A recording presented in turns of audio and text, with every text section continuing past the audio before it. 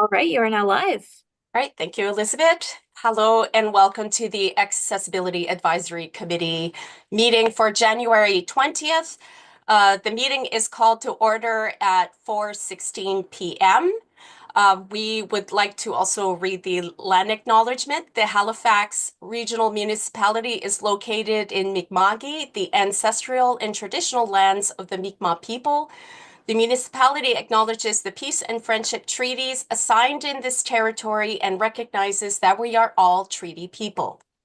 We'll start today's meeting with a roll call and AV check. When I call your name, I would ask each member to ensure video and microphone is working. So first on list is Vivian Tharamatnam. Are you there? I don't believe Vivian has joined the meeting yet, but I will let you know when he does. Okay, thank you. Next we have Liz Dool.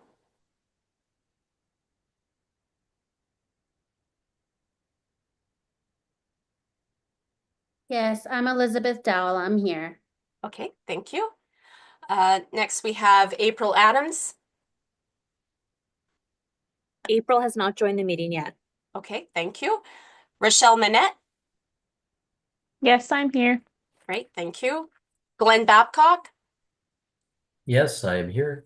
Thank you. And next list is me. And as indicated here, we have 3 new counselors appointed to the committee. We have first Counselor Trish Purdy, who's been with us beforehand, but welcome again, Trish Purdy for District 4. Thank you very much. Good to be here. Thank you. And Counselor Laura White for District 7. Hi, everybody. I'm very pleased to be here. Thank you.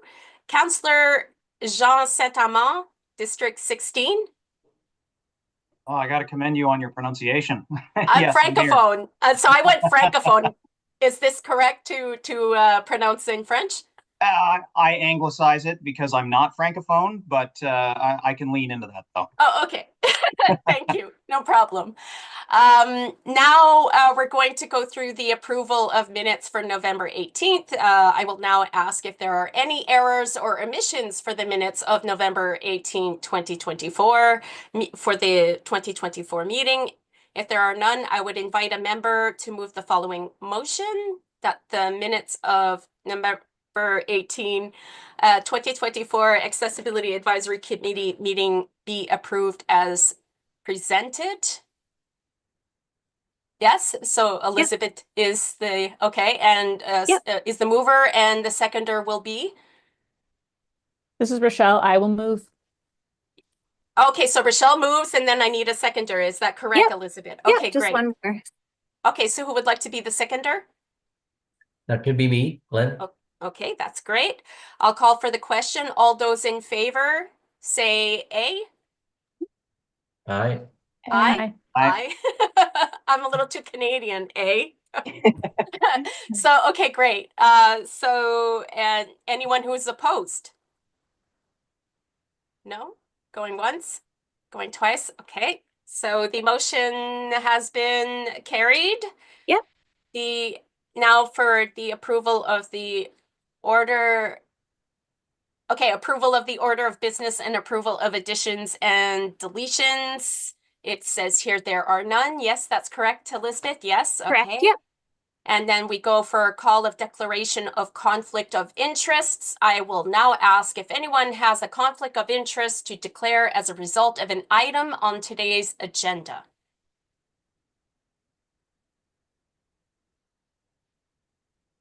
And sorry to interrupt, Sure. Chair. We'll just need a Yes. motion as well, a mover and a seconder for the approval of the order of business. Okay, so for the approval, yes, okay, so for the approval of the order of business, who would like to motion? So moved. Moved, yes, okay, so Jean, Jean is moving this. Who is the seconder? I'll second. Trish will second this, okay. So forgive me, everyone, if I've been taking care of things earlier, so I'm a little loopy right now. Okay, so it's being carried. Yes, is that correct, Yeah, Elizabeth? we'll just Yes. call for everyone. Actually, you already said that, didn't you? You already said everyone in, yeah. Okay, yeah, it's Okay. carried. Yep. Okay, great. All right. And then the next considered for deferred business, there is no deferred business. Next, we have correspondence, petitions, delegations. To our clerk, has any correspondence has been received? No correspondence has been received and no petitions have been received. Okay, that's good to know. And now for presentations, information items brought forward, there are none. Next, we have oh, okay, so we have for staff, like the new staff liaison introduction. We move on to this at the moment. So we invite So, yes and no. yes and no. Okay. There is supposed to be, there is a new staff liaison assigned to the committee. Right. I believe maybe we've met her or she's attended a meeting or two, but she was not able, Melissa has told me that she wasn't able to attend the meeting today. Okay.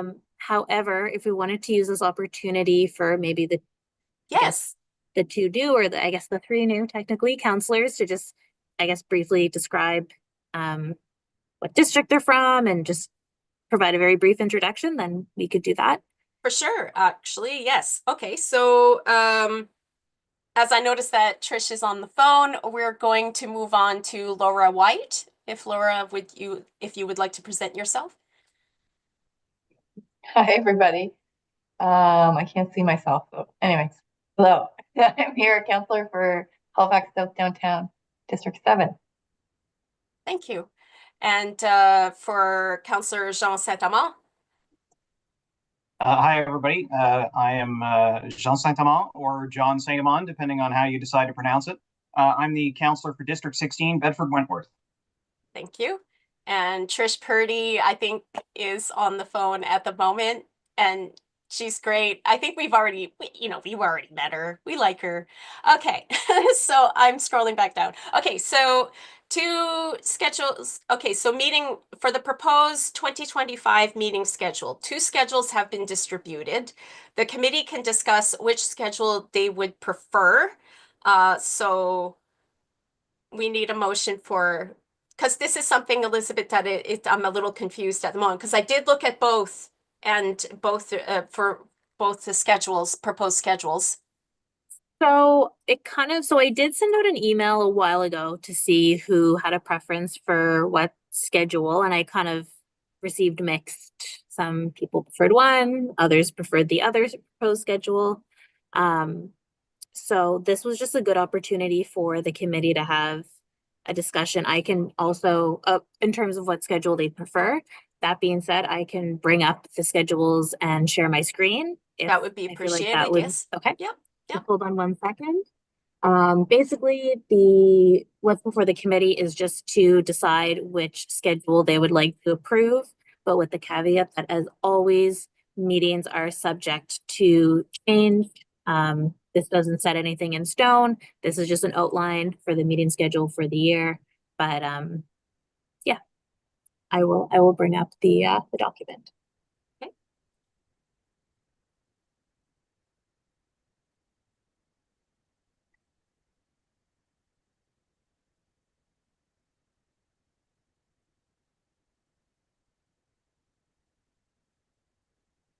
All right. So I think, can everyone see my screen? Yes, I can. It's Okay. the font is very small. Okay, that's okay. I can make it bigger.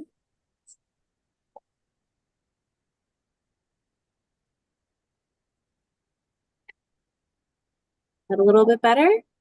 I Okay. think just in case, Oh yeah, I can see it on the stream sure. that it now looks a little bit bigger. Okay, so yeah, I don't know if everyone had a chance to look at the schedules, but we have one schedule, schedule one, which proposes the second Monday of the month. Just as a note, normally the committee meets the third Monday of the month, but there were a few dates this year, or this, I guess, past year in 2024, where the committee met the second Monday of the month as opposed to the third. So there are two schedules being proposed, schedule one, second Monday of the month. And one is I believe the third due to March break. And there's a note there that the November meeting would be the town hall meeting. And schedule 2 is the third Thursday of the month. And once again, some of these dates are affected by holidays. So in the second proposed schedule, the February meeting is affected by Family Day on the 17th. So the proposed meeting schedule or proposed meeting date would be the 24th. And then there's a conflict with Easter Monday. So the proposed schedule or the proposed date would be the 14th. And then there would also be a conflict with Victoria Day. So I guess it technically all around wouldn't really be consistently the third Monday of the month. But I guess based on this, Chair, if you want to ask members if they have a preference for one or if there's one that works better with member schedules. Sure, because I even have a comment, but I'm going to let allow the members to comment first. Would there be a member who would like to have a say on whether or not we are meeting on the second Monday or the third Monday of the month?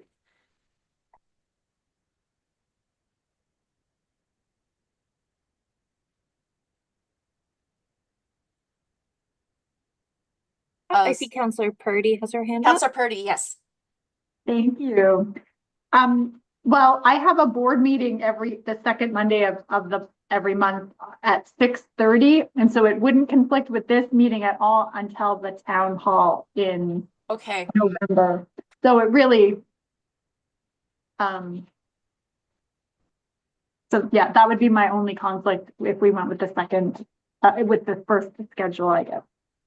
Oh, okay. That's good to know. Jean Saint-Amand? Pretty well the same rationale as Trish as well. I've also got my Northwest Community Council meeting is on the Monday nights that hit the second week, but I'm completely clear on the third week. Oh, okay. So for you, it's in favor for the third. And so Trish, you said for the second week. She referred to the second schedule.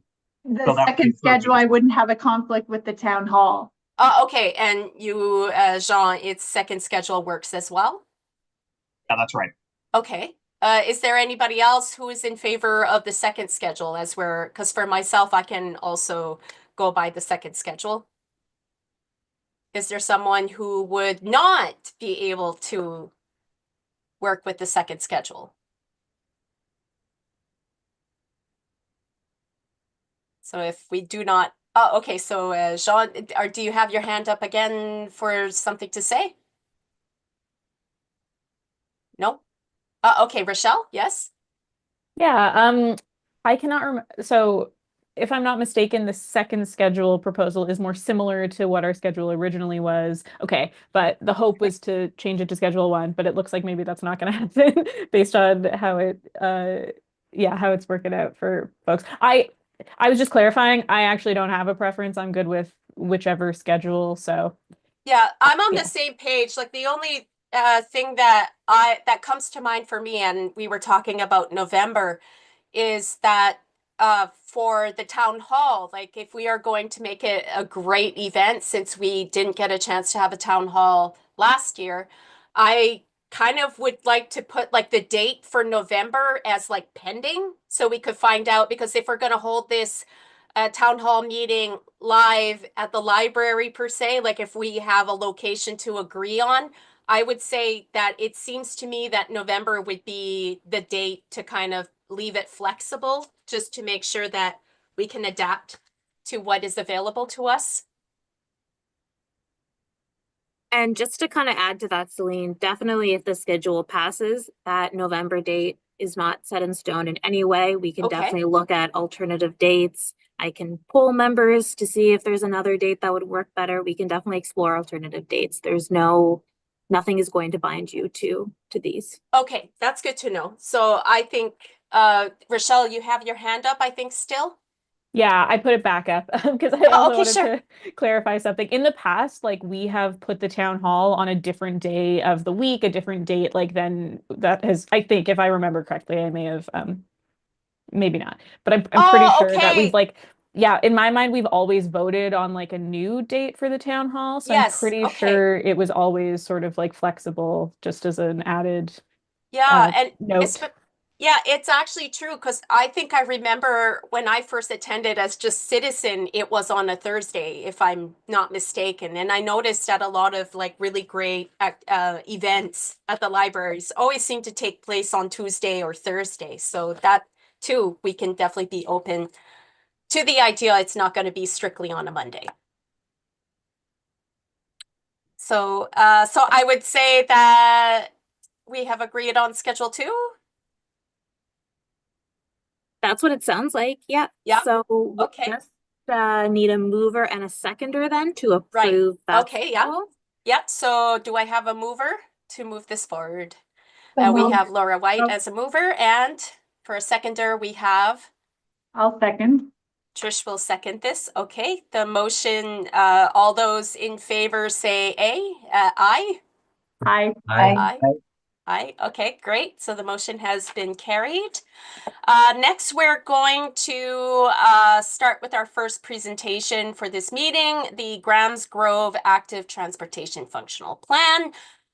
We invite Martin Bryan, Active Transportation Planner, to deliver a presentation for the purpose of receiving committee feedback. Martin has slides, and Martin, and here is your chance to present these slides. Yeah, I'll wait. Okay. Are people able to see me and hear me? One sec. Yeah, because we can't see you, but we can hear Okay. you. Okay. Sorry. Your One screen is appearing just as black right now. Yeah. Okay. Strange. Okay. Here we go. Okay. Hi. All right. Hello. Thank Yeah. So I am Martin Breen. I'm an active transportation planner with HRM Public Works, and I'm managing this project for HRM. So yeah, first of all, thanks for letting us come to your meeting and present today. And we're going to be talking about the Grams Grove Active Transportation Functional Plan project. It's been ongoing since 2022. I took it over in mid-2023 when I joined the AT team. And we've been working on a functional plan to recommend improvements to the active transportation facilities in the areas around Grams Grove, Panhorn, Westfall, and Main Street in Dartmouth. So far, we've created some concept options for the key connections that we want to make in this area. And we are wrapping up our second round of public engagement, where we've been looking for feedback about these concepts. So we're here today to present some of these concepts, get you up to speed on what we've been doing so far, look for your feedback and suggestions so we can incorporate them and move on to the next stage of the project. We have our consultants, Englobe and Upland, who are helping us with this. Englobe is providing the engineering design, and Upland have been running the public engagement. And we have some reps from those companies here today. We've got Garrett and Ryan from Englobe and Upland, respectively, who are on the call. And with that, I will hand it over to Ryan, and she's going to give a presentation going over the project so far. Excellent. Thank you, Martin. Nice to meet everybody, and thanks for taking some time today to have us speak to you about this important project.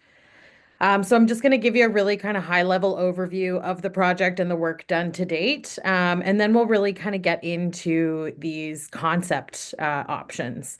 So we'll just get started. Next slide there, Elizabeth. Thank you very much. So for the purpose of, there's probably a few folks on the call who maybe this is your first, maybe it's your first introduction to active transportation projects. And so we'll just do a really quick overview of what we mean by this.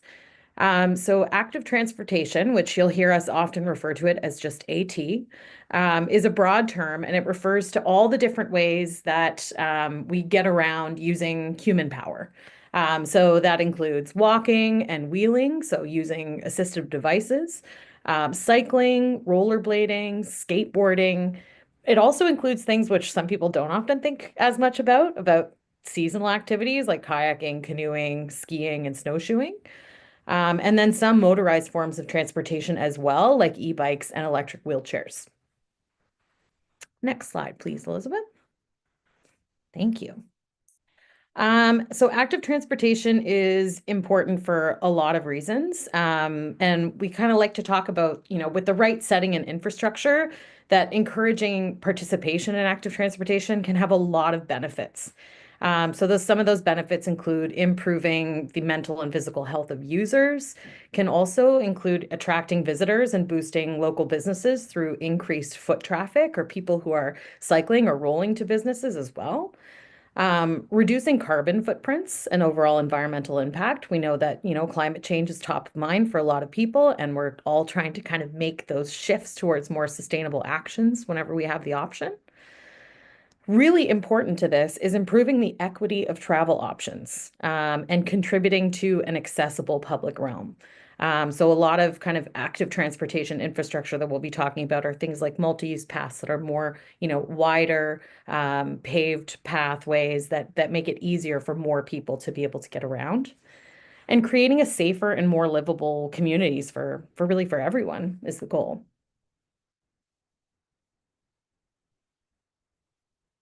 Next one, please, Elizabeth. Thank you. So a little bit about this project. Really kind of the primary goals here are creating safe, connected, healthy, sustainable, and really an important one is enjoyable active transportation options for all ages and abilities in Grahams Grove. And this includes kind of the Grahams Grove area, Penhorn, Westfall, and around Main Street. So those who are familiar with this area, and you can see kind of from the picture here, it's a lot of traffic. It's a challenging environment for folks getting around via AT. So this one is a particularly, I think, important project for this area. It really focuses on improving pedestrian rolling and cycling infrastructure along key streets and aligning with the integrated mobility plan and the active transportation priorities plan that the city already has in place. Next, thank you. The project focuses on those pieces of infrastructure along several key streets that are identified in the integrated mobility plan and the active transportation priority plan. So you can kind of see, the Lake Banook community, Grahams Grove, Westfall, that important community hub of the village on Main, where you have a lot of services and amenities located, and then outwards toward Lake Micmac and Penhorn Lake. Next.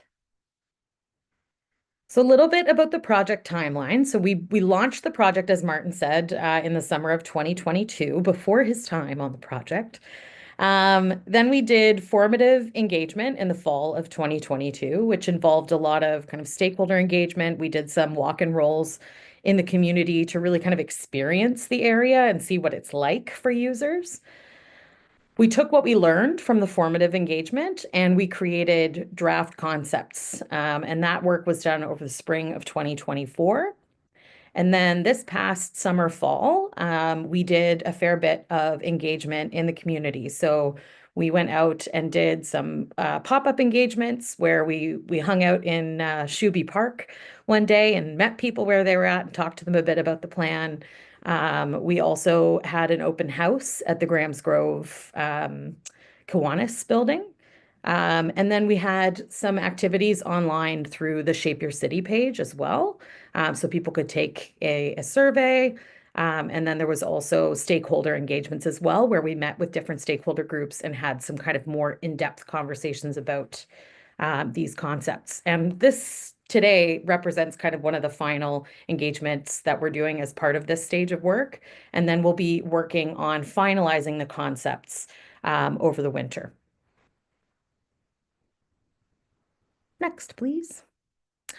So here are the connections that we're really looking to make through this project. So the first one is Prince Albert Road to Harris Road. We're also looking at Grahams Grove to Braemar Drive, Braemar Drive to Lake Crest Drive, Tacoma Drive to Lake Crest Drive, the Main Street overpass above Highway 111, which Martin can attest to this, was the number one concept that people wanted to talk about. Harris Road to Oakwood Avenue, Back Boulevard to Lake Bannock Trail, and then Tacoma Drive to Valleyfield Road. And that connection is important because it connects with another AT project that's being done for Dartmouth East. So really, you know, this is all kind of pieces of the puzzle being done so that we get this kind of integrated network around HRM so people can get safely from place to place. So this map, a little hard to see in this context, but this kind of shows that primary area and looking at some of the kind of proposed connections that we're going to be looking at. So we're going to get a little more in depth into each one of these, and we'll look at each one a little bit closer. So we'll go to the next slide. So connection number one. So this is the Prince Albert Road to Harris Road. So the proposed interventions along here is an improved crossing of Grahams Grove via existing signalized intersection at the Kiwanis Park and that superstore, the Braemar Superstore driveway. There's also proposed multi-use path along Prince Albert Road. And that multi-use path, just for clarification's sake, so the multi-use paths are those separated, wide paved pathways that you see when talking about, you know, a lot of active transportation. And then the other proposed intervention is a local street bikeway on Harris Road. And for those who are unfamiliar with local street bikeways, those are generally lower traffic volume streets that we identify as better for active transportation connectors. And typically they don't involve much by way of, you know, like bike lanes or anything like that, but they're signed. And then often there's chevrons on the road or things like that to kind of, you know, show that there's a sharing of the road that happens along those local street bikeways. So the aim of this intervention is really to create a safe and efficient active transportation route between two existing multi-use paths that exist in this community. And if we go to the next slide, we can see some cross sections of kind of what we're talking about here. So you'll see as we go through the slides on the left-hand side, you'll see the existing conditions in these areas. And then on the right, you'll see a cross section showing the proposed designs. So for this Prince Albert Road to Harris Road, you see along Prince Albert that there's currently no designated cycling facilities, which really we've heard a lot about hazards for cyclists and pedestrians, and that the area is really frequently congested. So what's proposed is a multi-use path that you see kind of on the left-hand side of that cross section. And the aim here is to improve that separation between cars and bicycles, as traffic is often, as you said, fast moving in this area. And then Harris Road, existing conditions, it's wide, it's got low traffic, and it currently has no designated cycling facilities.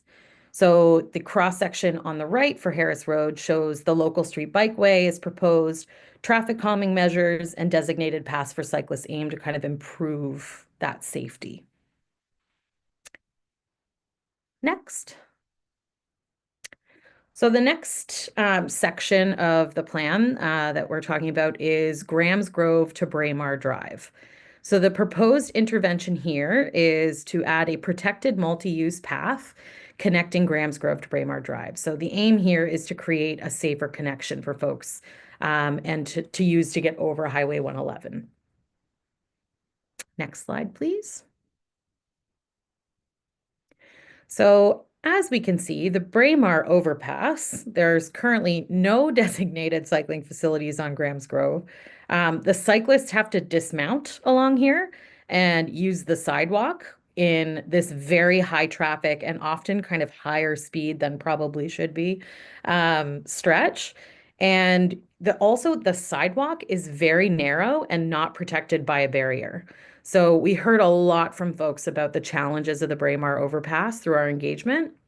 So we've got two options that we're proposing for as interventions here.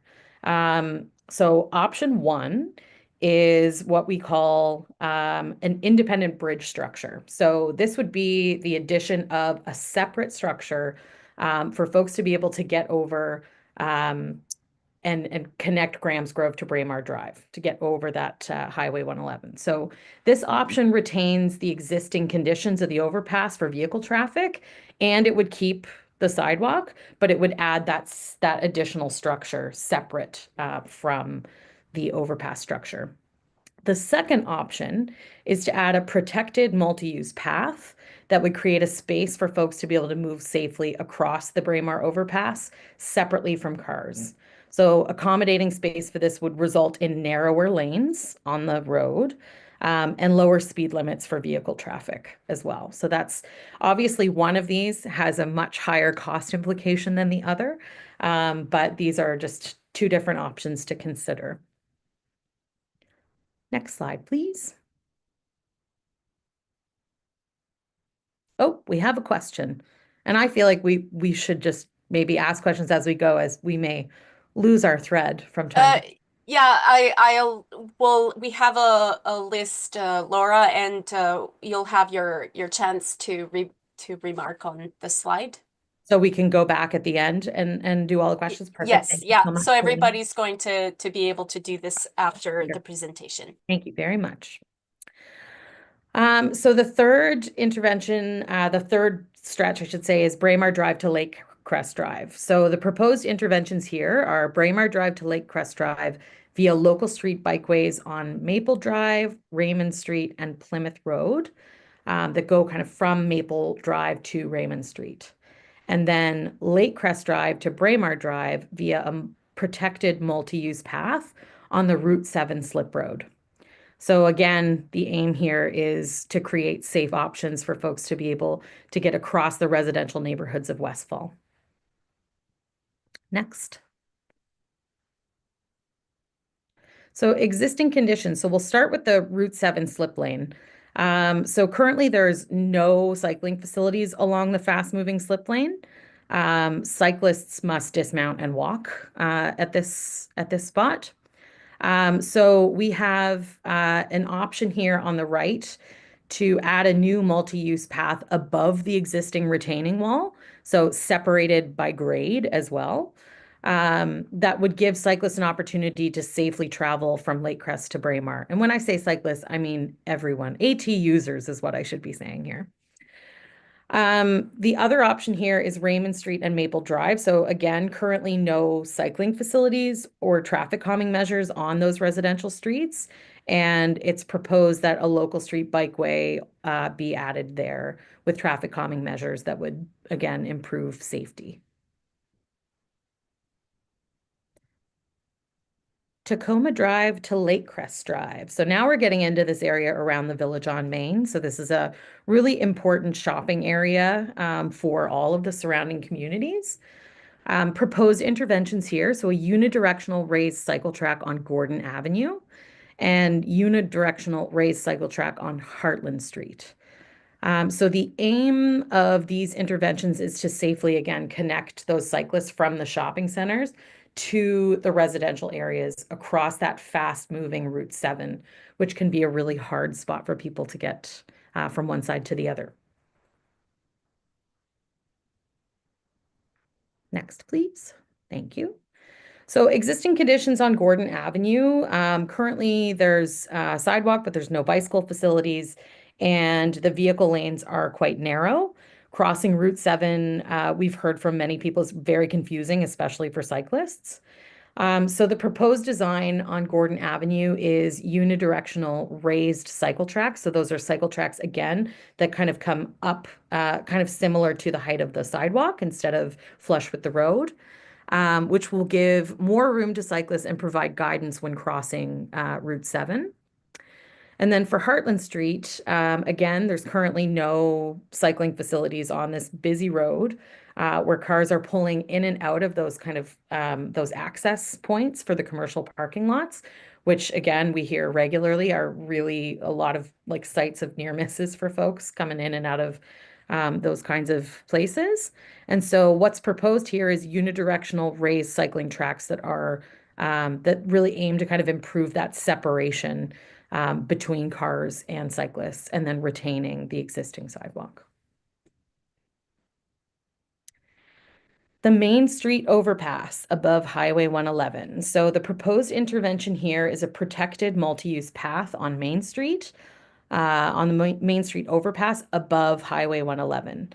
So the aim of this intervention is to ensure that cyclists and all folks using AT have a safe way to cross Highway 111 to reach nearby amenities.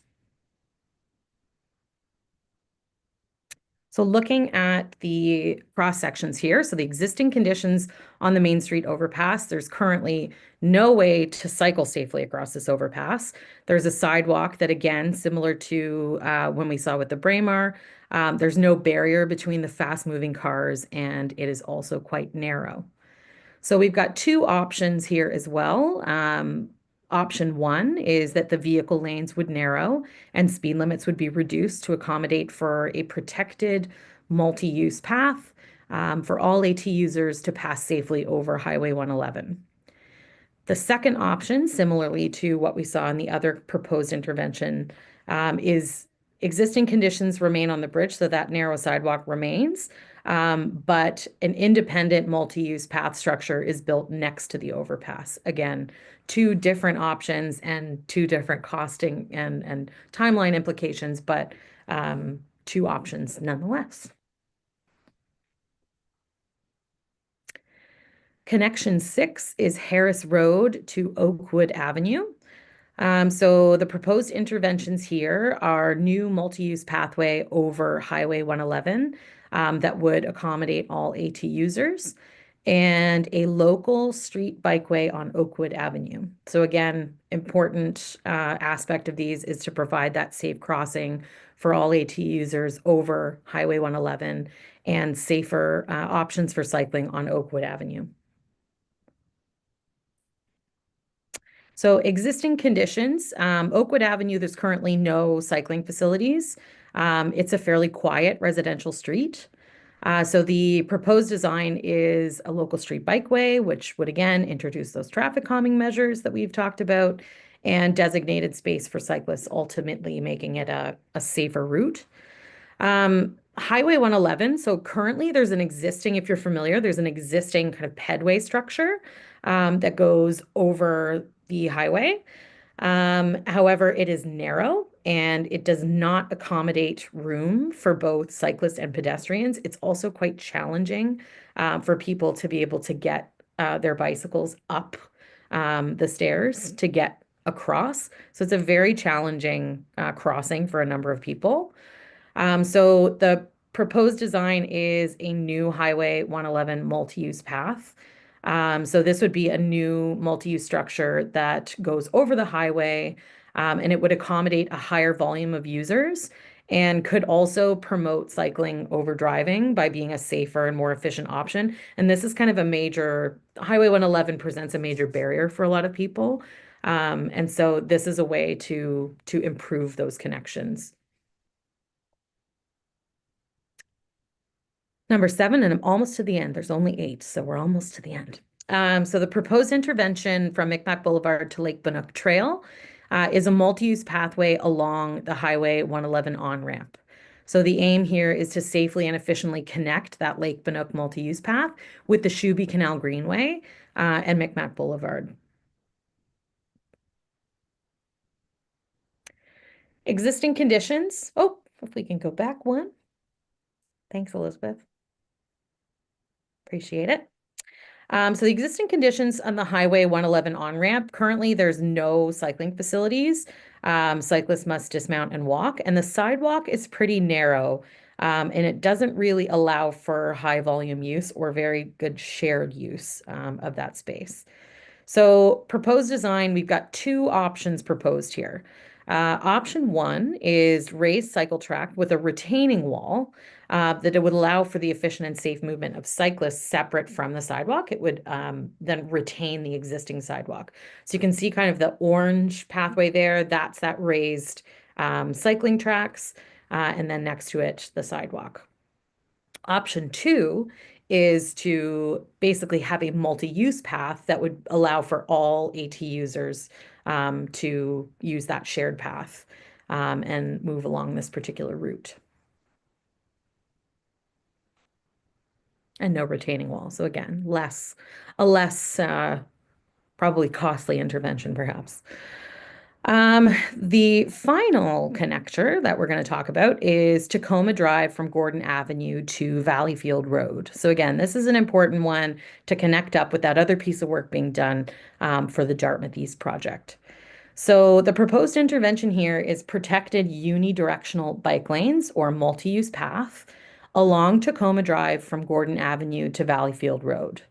The aim here is to connect with the proposed cycling facilities on Valleyfield Road and to provide kind of a safe and consistent option up to or along Tacoma Drive. So the existing conditions, there's currently no designated cycling facilities on Tacoma Drive. There is street parking along one side of the street and a sidewalk on the other, but it really makes on-street cycling a pretty significant challenge in this area. So we've got two proposed designs here. Option one is protected unidirectional bike lanes. So this would be adding unidirectional bike lanes on either side of Tacoma Drive, or the addition of a multi-use path along Tacoma Drive.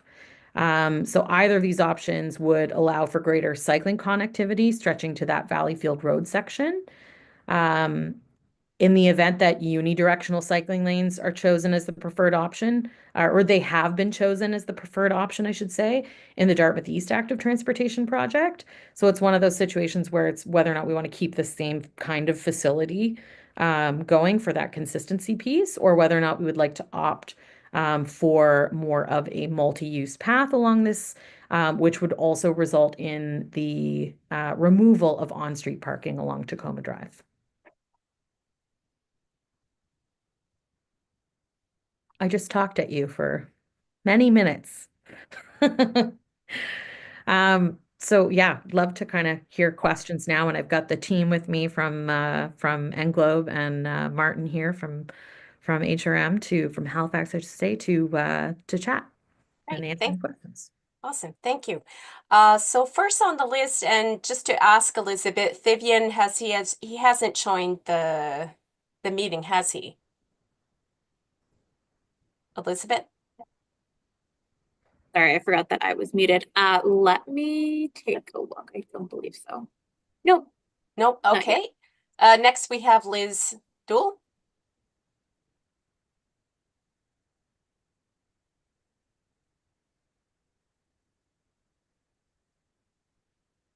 This is the interpreter. Liz is here, but she's frozen. So if she is. Oh, yeah. And I think she had mentioned that she would be texting.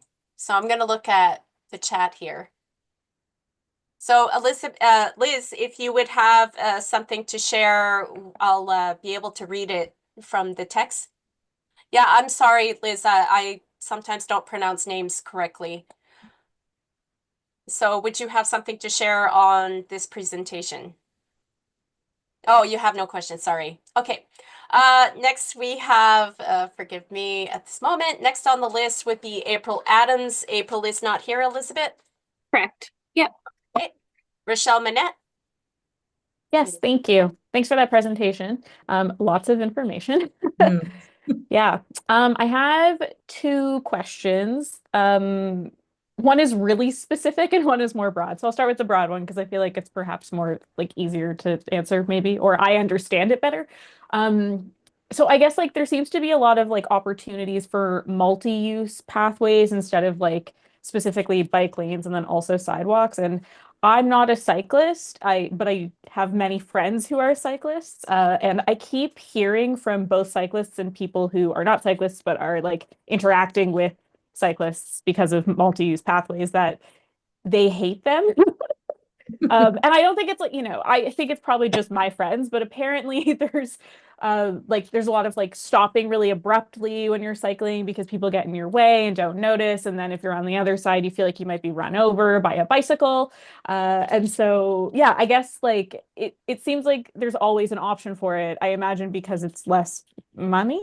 And so that's why It's a great question and a good comment. I think we have heard those things from many people.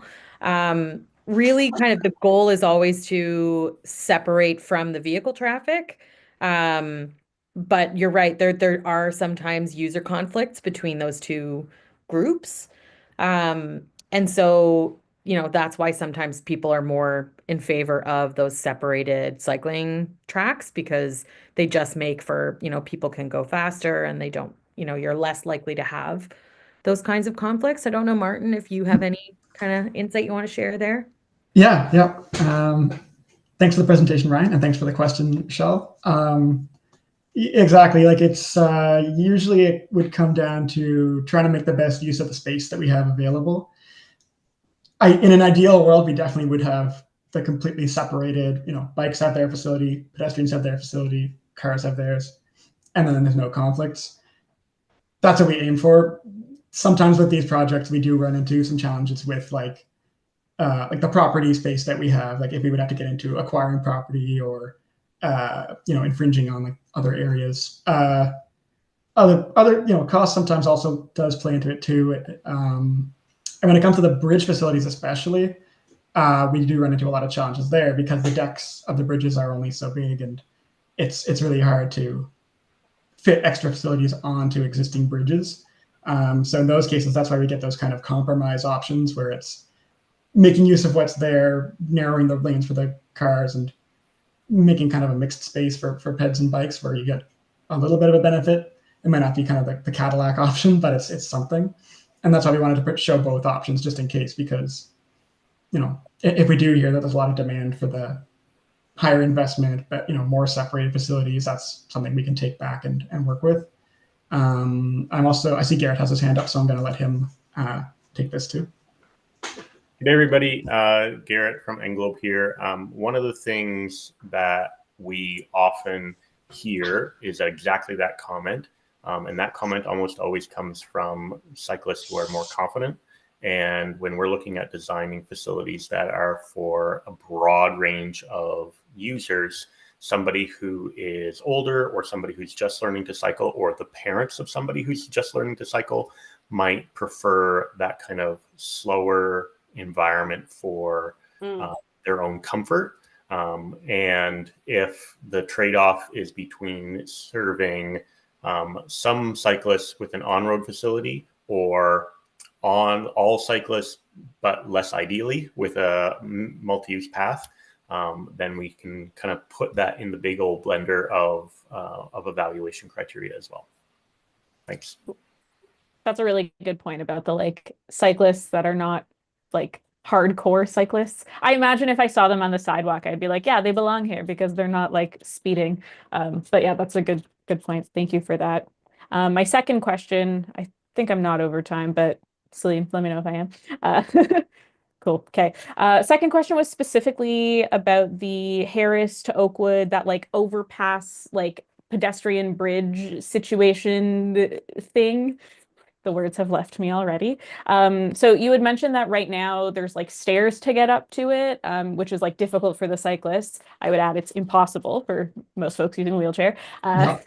Yeah. And so I guess in the proposed new option, is the plan to make that an accessible option too? Or is it just to add a wider staircase?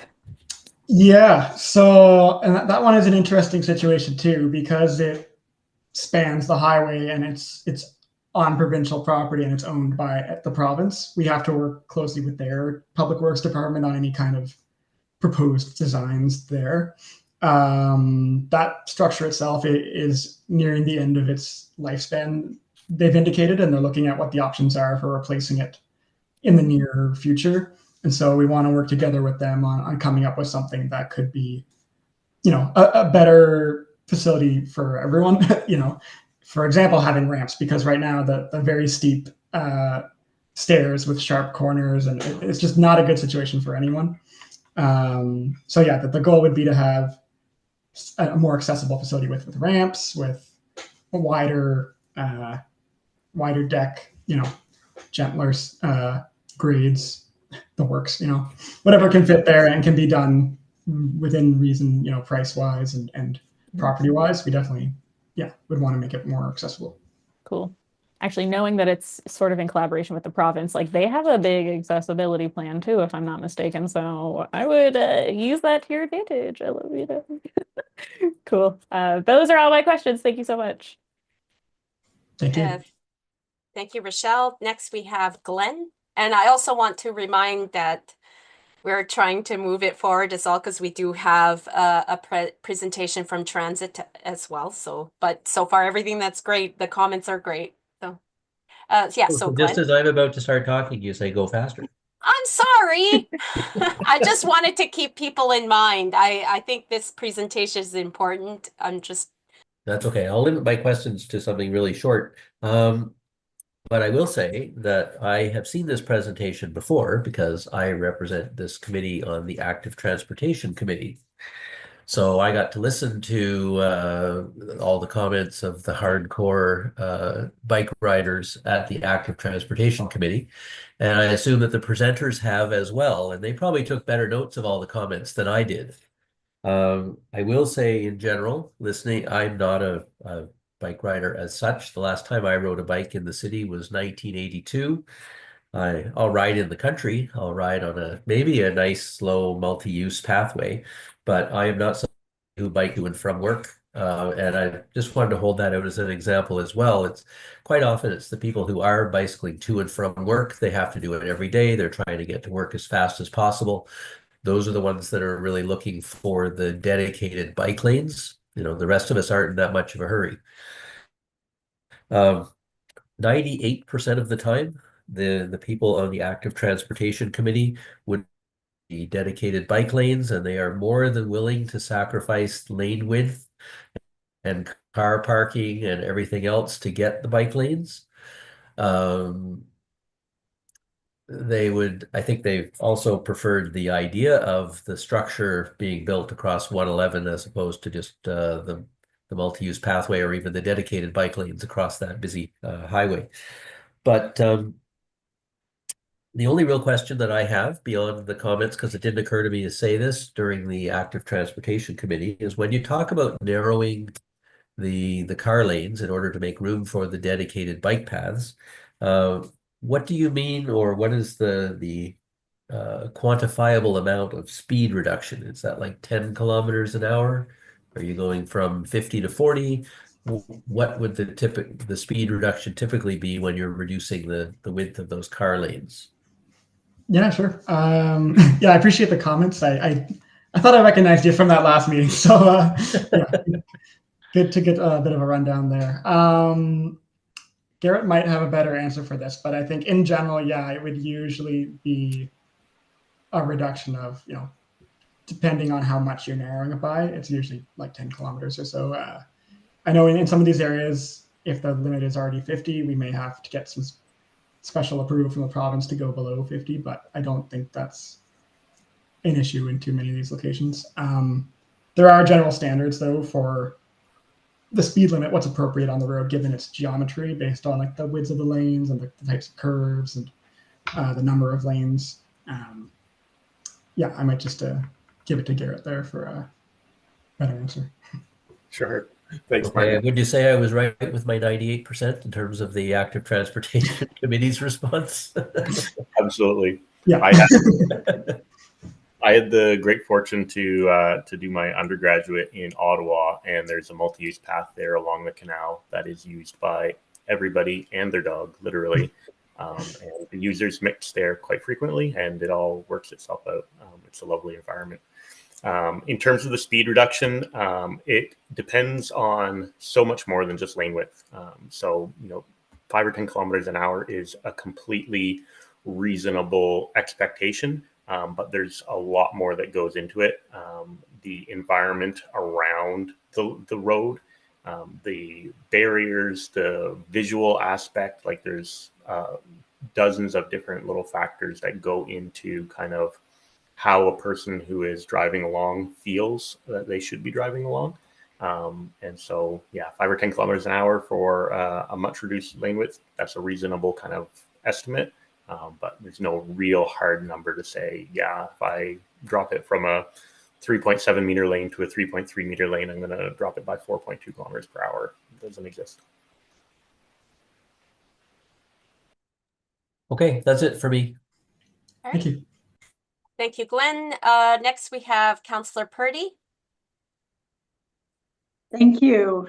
I was going to echo Rochelle's comments on the multi-purpose pathways because I hear the same comments, and really seniors and vision impaired folks. I mean, it's not just cyclists, it's scooters, you know, kids on scooters even. So, and now that we're having like electric scooters, they go faster than, you know, the push scooters. So, I mean, it does create a conflict when you have electric vehicles using the active transportation pathways, right, with pedestrians.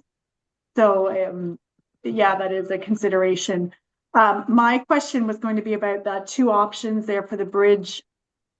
Are there cost estimates associated with the two options when folks are giving feedback and providing their commentary on that, or is it just like usage as the only consideration, or are there kind of dollar signs attached to them so that can maybe inform people's decisions?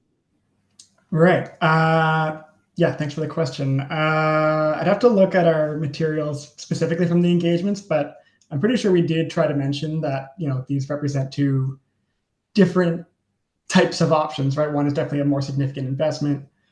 One is a bit more of a compromise. It might be easier to do in the short term, like that kind of thing. We do try to spell out the advantages and disadvantages of each option. Will the province be pitching in money towards that since it is provincial, that area? It's a good question. We're working with the province to try to come up with, you know, a plan that works for everyone, and that would be the, you know, ideally, yes, they would contribute, but I can't speak for them. We haven't established anything for sure, and you know, these two options kind of came about initially because when we first went to ask for their you know, ideas on what we might be doing here, they said we should just build our own structure and not touch their stuff, and you know, don't mess with it. But you know, that kind of limits our options and makes things hard to come up with a plan. So we were able to kind of talk to them and say like, okay, well, maybe if we show that we can fit, you know, these facilities on here, it won't impact your network too much. You know, maybe we can make something work. And they were open to hearing us out and you know, looking to see what the public says. And we're going to be meeting with them again soon to kind of update them on where we are and help, you know, narrow down where we're going with it. Okay. Awesome. Thank you. Thanks. Thank you, Trish. And next we have Councillor White. Hi, everybody. Okay. Like I've got lots of comments. What do I get? 5 minutes, or is there a time limit, or what? Because we're trying to move as well for like the transit meeting. I would like if it's 3-4 minutes type. Okay. I'm also happy to put my email in the chat for you as well if you wanted to email any additional comments after the fact. Okay. Try and go quick. I've got a copy of your presentation now. Just first, a general thing. I just wanted highlight like the reasons why we want to do active transportation. I feel like there's two that weren't mentioned there, and I'm excited about them. One is tourism. If we do this right, it really can draw people to the area, and it's just a wonderful way to experience Nova Scotia. And the second is traffic congestion. Again, if we do this well, this will pull people out of their cars, or it can really help. So I like that. Okay.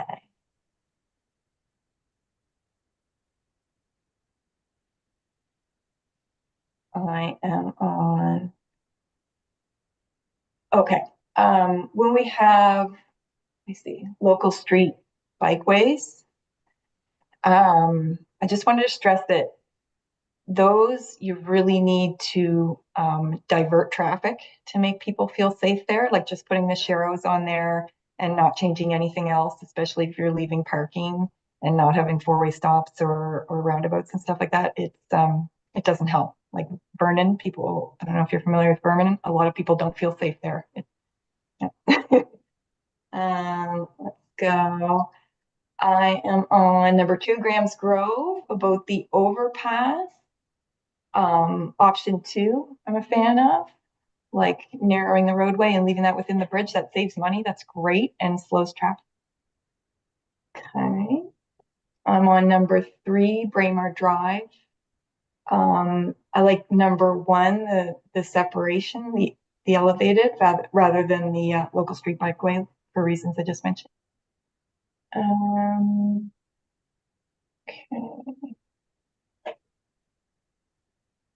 Okay, I'm skipping. Okay, I'm on number 5, the overpass above Highway 111. Again, option 1, keeping it within the bridge and using the space we already have. It's great.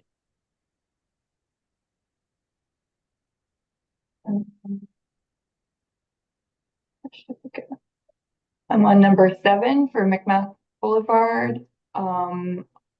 Again, option 1, echoing that multi-use path conflict. It's great. I see this one would actually be a higher cost to do separation, but just put the plug in for the separation there. And now I'm on number 8 from Tacoma Drive. Yes, thumbs up for unidirectional cycling tracks on both sides. And the reason that that's helpful, other than not having the multi-use path, is people don't want to cross the street to use a path and then cross the street to come back. So this is really great. Like if you think about any way you're traveling, you want to go the most direct way. And that's it. Thanks so much for listening. Okay, thank you, Laura. Thanks. Next, we have Jean Saint-Amand, Councillor Amand. Saint-Amand. Thanks. I just have more of a general question or comment than anything. You know, I'm a fan of the multi-use paths myself, just because there's a variety of them that go through my neighborhood. And you know, the principal advantage that I see in those is, I think that echoes what some of the other folks have spoken to, the notion that while it's not the preferred mechanism for the hardcore cyclists, it does give us the capacity to deliver for the largest potential audience with accessibility options that are a little bit more far-reaching, because it really does service a pretty diverse audience of user, whether they are using an electric assisted vehicle or they're on their feet. You get that nice.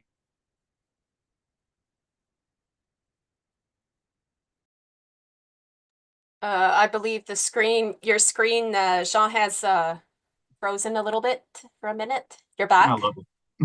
All right. When we maintain a separation between bike lane and sidewalk, to me, it seems like there's an audience that's potentially missing there, because the accessibility scooters for seniors tend to actually be wide enough that they almost don't leave enough passing room for someone else going the other way on our existing sidewalks. And so we do have this a little bit of a gap in what's possible for our residents when we have completely dedicated purpose-built lanes, as opposed to something that's a little bit wider that allows for a little bit of flexibility across all the potential users. And I also couple that with the fact that they're a little bit more affordable to deliver while achieving a greater audience potential benefit. So those are something, particularly as we go into a budget season, that we as councillors would want to have on our radars.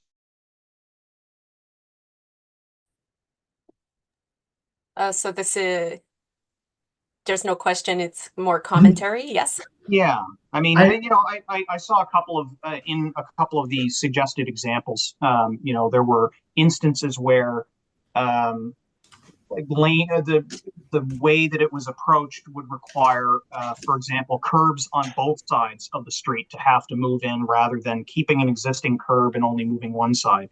And I'm mindful of what the budgetary implications of that are, because then we're talking about a little bit more disruption. You can have this combination of asphalt and concrete work being done at the same time, and so that can potentially lead to cost overruns with one approach versus the other. And so we're always going to wind up having to balance those priorities as we're looking at the feasibility of these types of projects.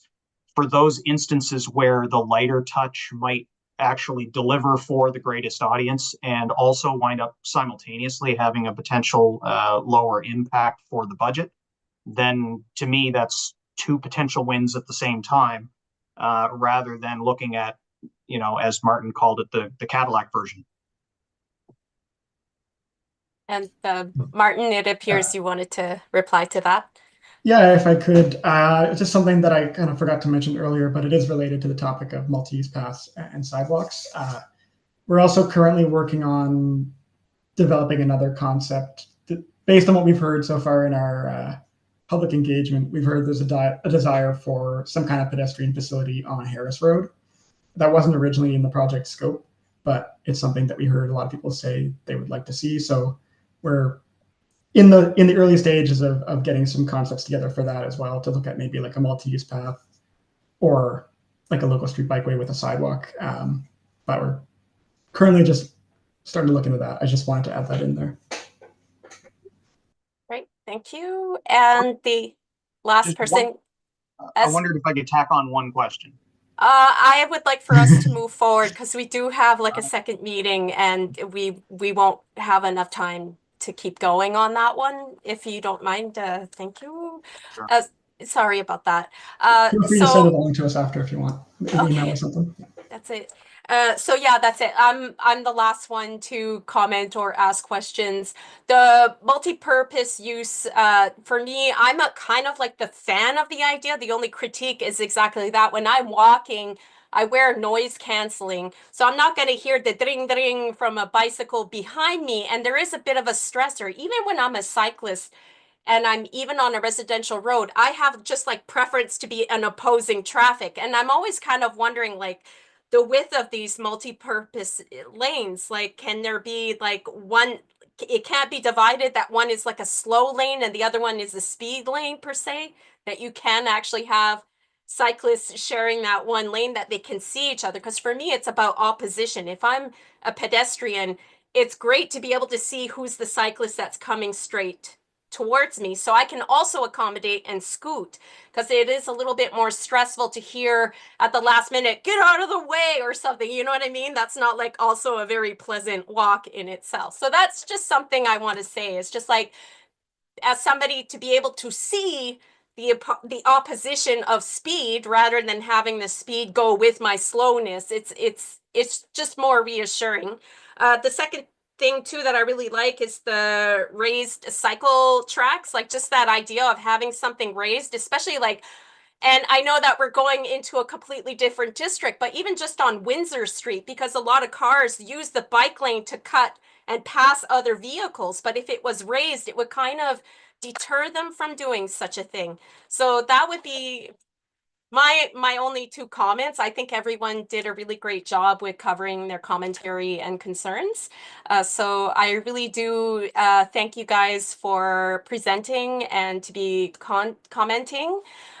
There is just one last thing too. Ryan says, thank you all for the very thoughtful questions and comments. Really appreciate your time and attention to the project. Any further comments you didn't get to say, you can contact Martin at briarm@halifax.ca. It's in the chat if anybody wants to copy that address. So thank you so much. We're going to move on to the next presentation. We're going to the presentation will be the Halifax Transit Accessibility Considerations. We invite Philip Herritt, Director, Transit Operations, and Patricia Hughes, Director, Planning and Customer Engagement, to deliver a presentation. They have slides, and I'm sure Elizabeth is there to accommodate to that. I have this, I'm going to share the slides on my screen, so I'll get those up. The other thing I was just going to mention really quickly, I can send out an email afterwards with Martin's email and Ryan's email in case anyone has any questions, so they don't have to rely on the chat. Let me just bring up my slides here.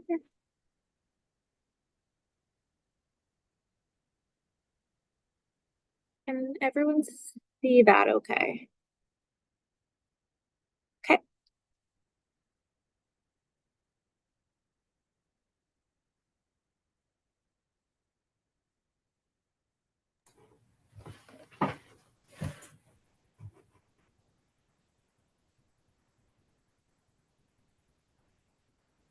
All right. I think Phil and Patricia, you can start whenever you're ready.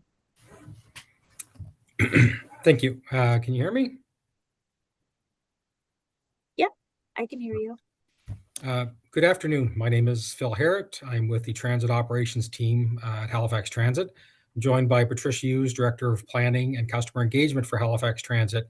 And we're here today to share some information related to transit in Halifax.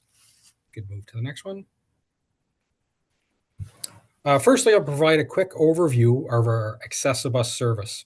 Accessibus is a shared ride door-to-door transit service for persons who are unable to use the conventional transit service. Accessibus is available to provide transportation to medical appointments and to allow clients to participate in work, social, personal, and recreational activities. Currently, Halifax Transit Accessibus is operating 46 specialized vehicles with lift capabilities. Administratively, the Accessibus program has 18 staff working 7 days a week, including trip reservationists, schedulers, coordinators, supervisors, and a manager. We currently have 70 operator positions within Accessibus. Next slide, please. In 2024, Accessibus received a total of 211,631 trip requests. 157,707 of those trips were delivered. 39,814 of those trips were canceled for various reasons, and 6,031 trips were considered a no-show, where the vehicle arrives at a location and the client or passenger isn't there or available for the trip. Next slide, please.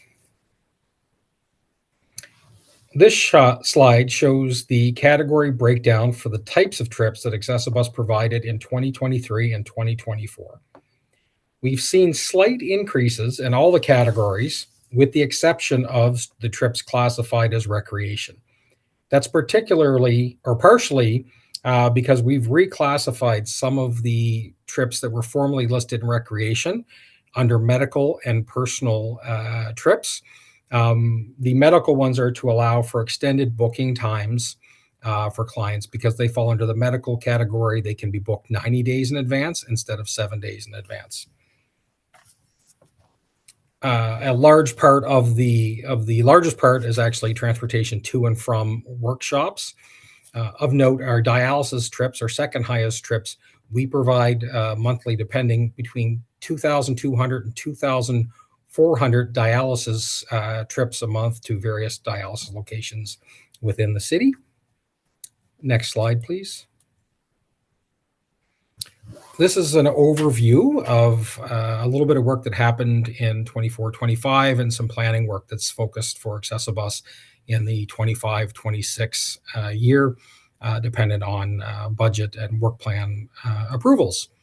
So the Accessibus was a large part of the larger transit operation phased realignment that was completed in January of 2025.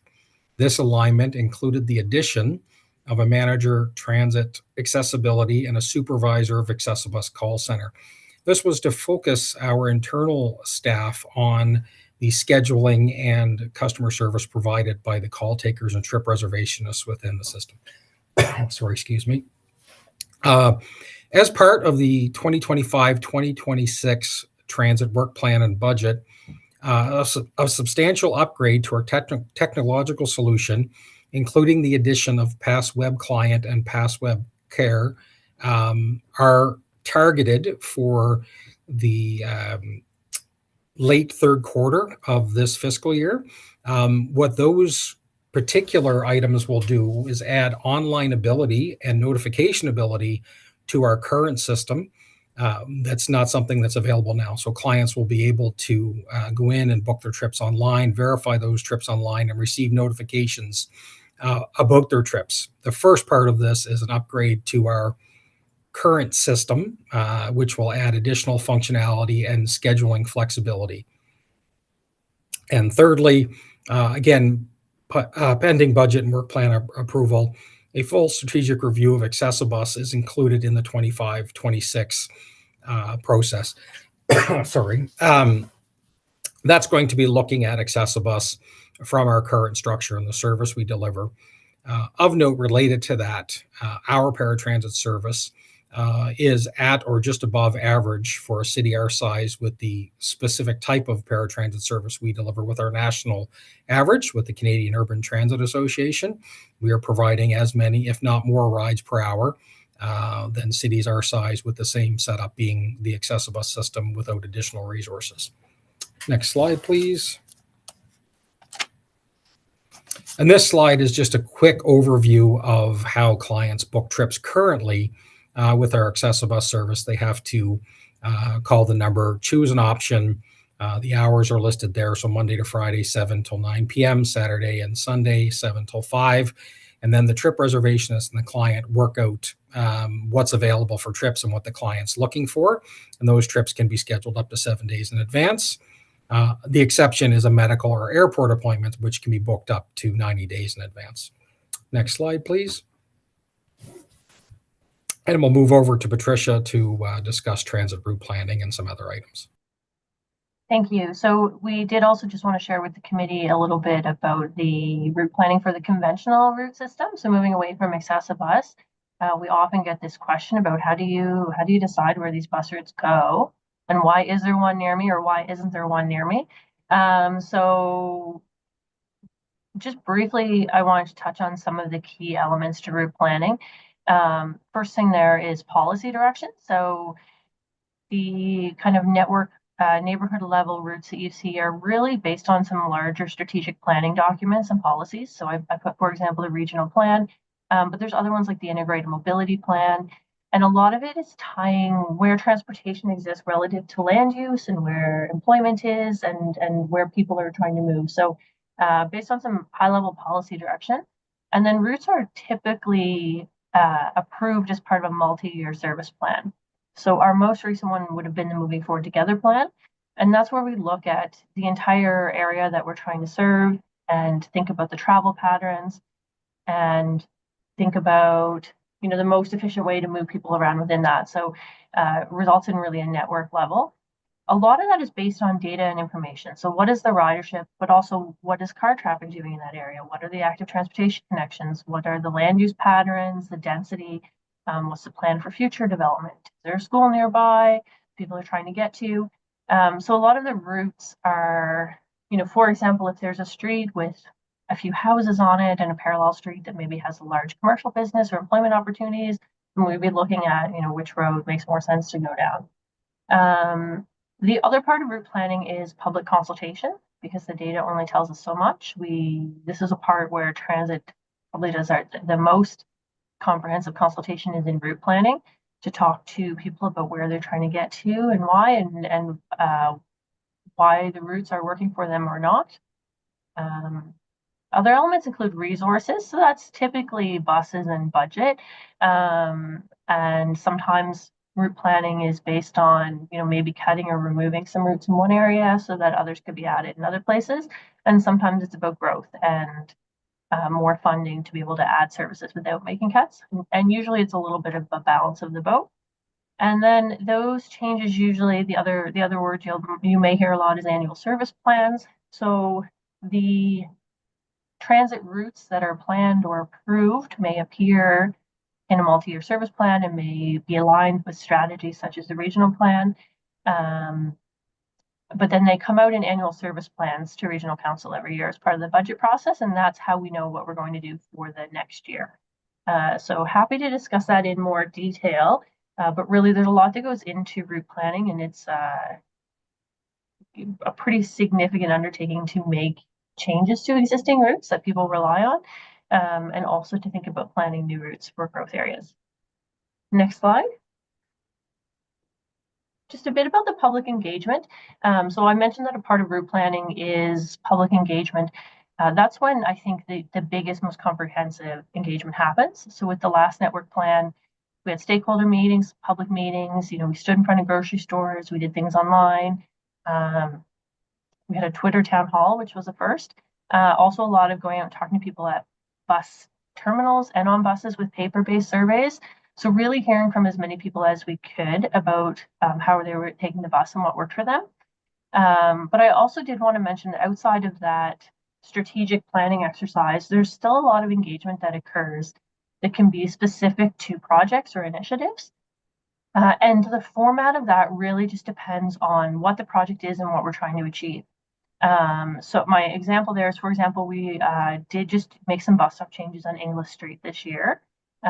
There's some new bus shelters down there, and part of that for engagement, we met with some key stakeholders, such as CNIB, met with a few different people in the area, and also we'll be releasing a survey publicly so that anyone can give us input, and also hanging out at the bus stop for a while to talk to anyone that may happen by to get their thoughts on it. So this really does depend on what the topic is, and we do have online surveys from time to time on Shape Your City, but we also will go out and talk to people if that makes more sense. Next slide, please.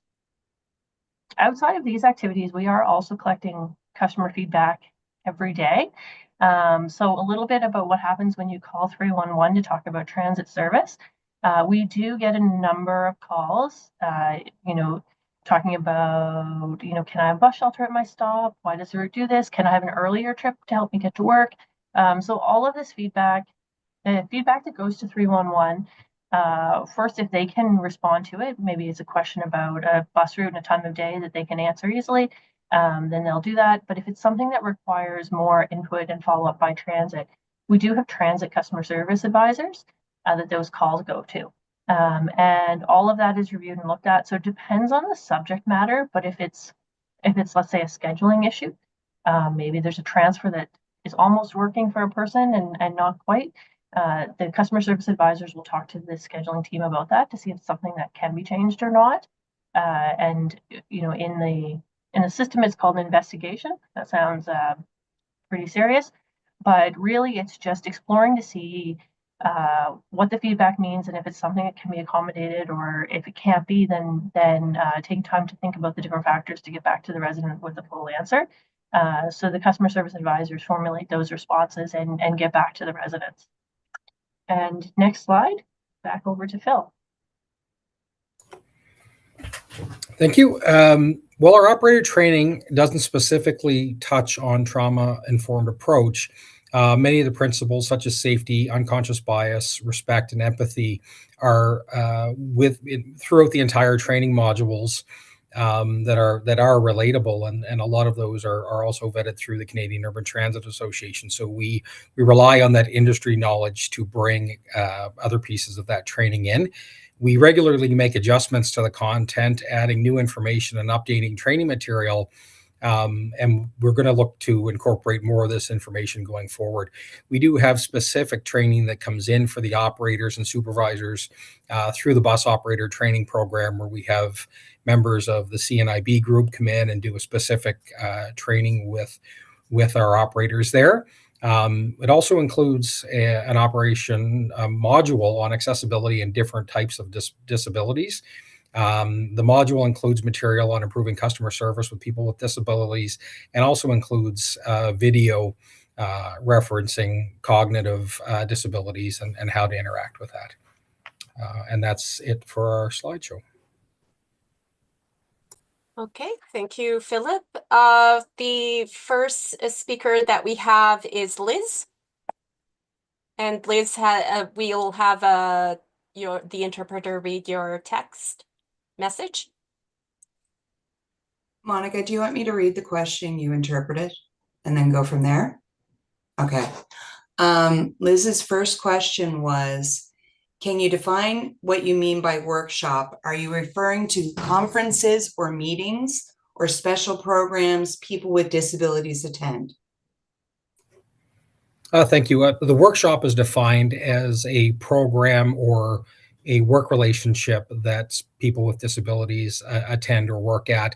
These are usually repeater-based programs where clients are attending 4 or 5 days a week through usually the normal working hours, and there's various programs across the city. Okay, there's just 2 other comments, one question and another comment that Liz had. She says, it's not fair for people with disabilities to have to book a seat 3 months ahead of time. That does not make those disabled people as equal as able-bodied ones.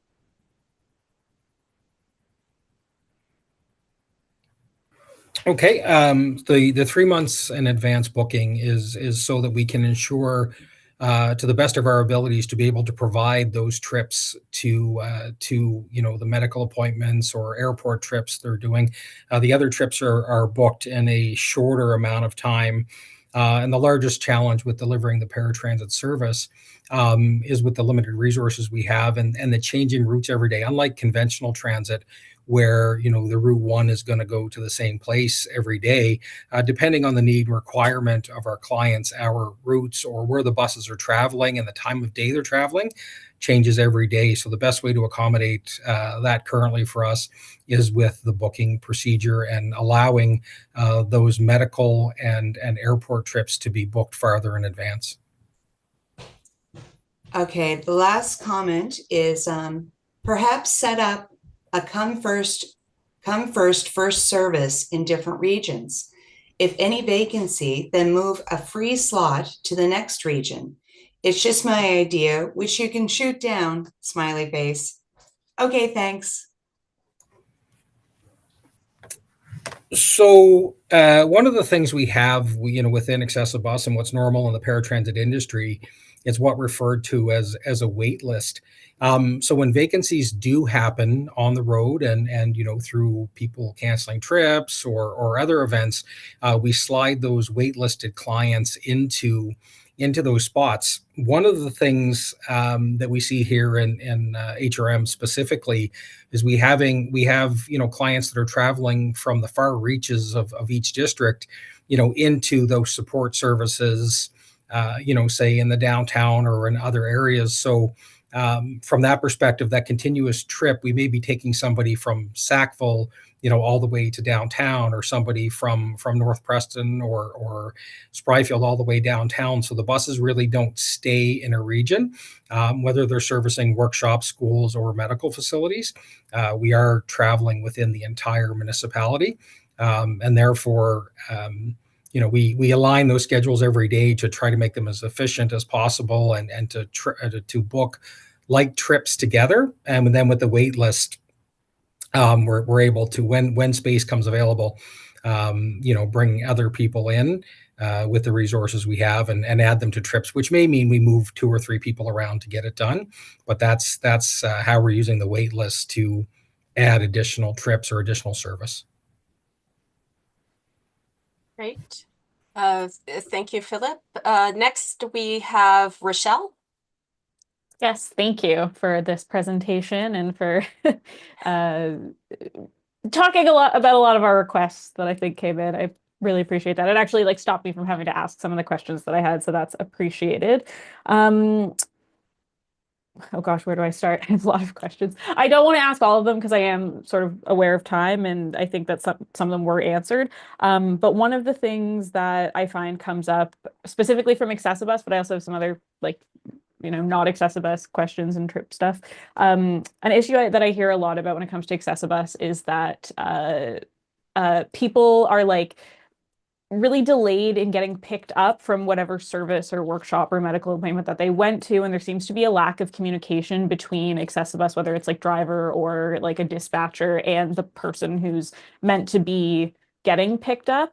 I have a friend who, this is probably a couple of months ago now, but was at a medical appointment. The appointment took 15 minutes and then waited for 2 hours outside of the hospital to get picked up. And it's not the first time I've heard of that. This is just the most recent time that I've heard of that happening. And so I guess and I'm sure traffic probably played into this, and other scheduling things, delays happen. I know I also sit in traffic a lot, but it feels like the thing that could be fixed here is the lack of communication between the client and the service user and then the service provider. Just something to note, I guess.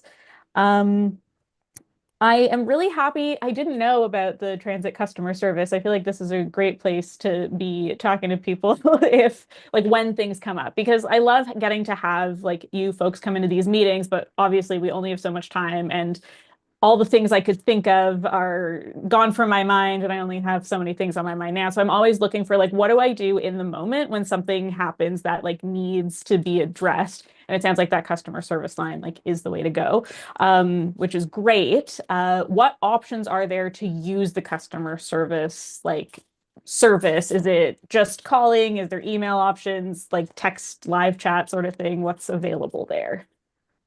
Yeah, it is it's the same one as the municipal customer service function. So it is, calling 311, but they do have multi languages and touch, I forget what's called TTY services. And then there's also an online form you can fill out or email. And there's a few customer service centers as well that you could go into, but that's the primary funnel for any kind of questions. Cool. Okay, great. Lots of options. Yes, yeah.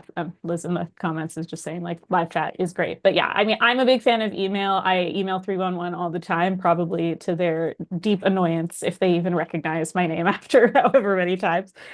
Usually for other stuff, but knowing I can do it for this too, hooray. Yeah, in terms of like, and this is like a larger, and I appreciate sort of the information on how these things are decided around like routes and stuff.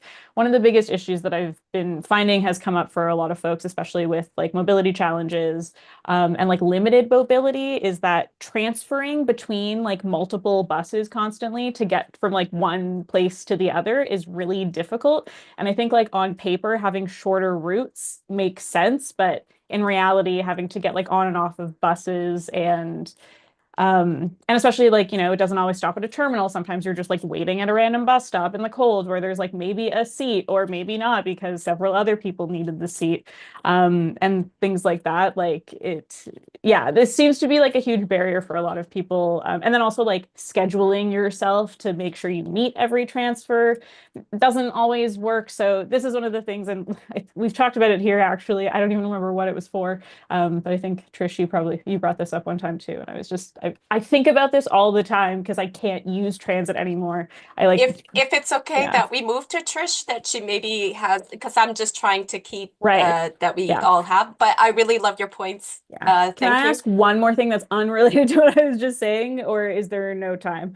If it's a quick question, it's just because we are 4 people before 6 o'clock. Yes. Right. Okay.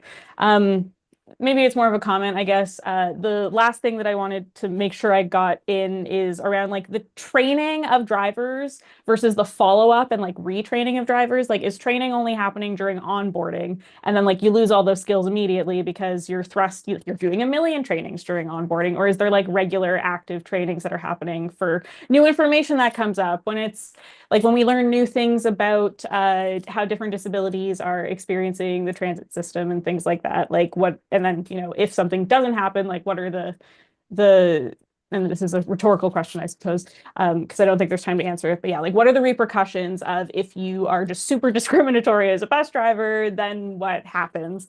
And like, are we asking a lot of drivers? And is there maybe a different way that we need to be doing this so we can actually be providing this service to people who are like not having their needs met? Or is it like the sole responsibility of the driver, I guess? So that's a big question that doesn't need to be answered right now. I just wanted it on the radar. Yes. Okay, Elizabeth, yes. I just wanted to put this out there. Since we started a little later, I don't know if any members or staff have a hard out at 6, but we don't have to, since the meeting started a bit later, it doesn't have to end right at 6 on the Okay, dot. thanks. I know. Yes. Okay. I know people have a lot of questions, and and it as is long as true, we have and- quorum and if staff are still available, that's all I wanted to add. Okay, that's good to know. If anybody could rate, like even just raise a hand if you can stay an extra 5-10 minutes post 6 o'clock.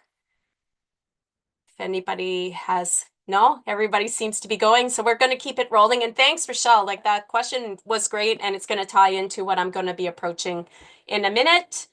Okay, so next we have Trish Purdy, Councillor Trish Purdy.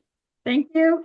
My question is just regarding the cancellations and the no-shows, and is there kind of a plan to try to mitigate those those things? Because that's quite a substantial number when you add them both together.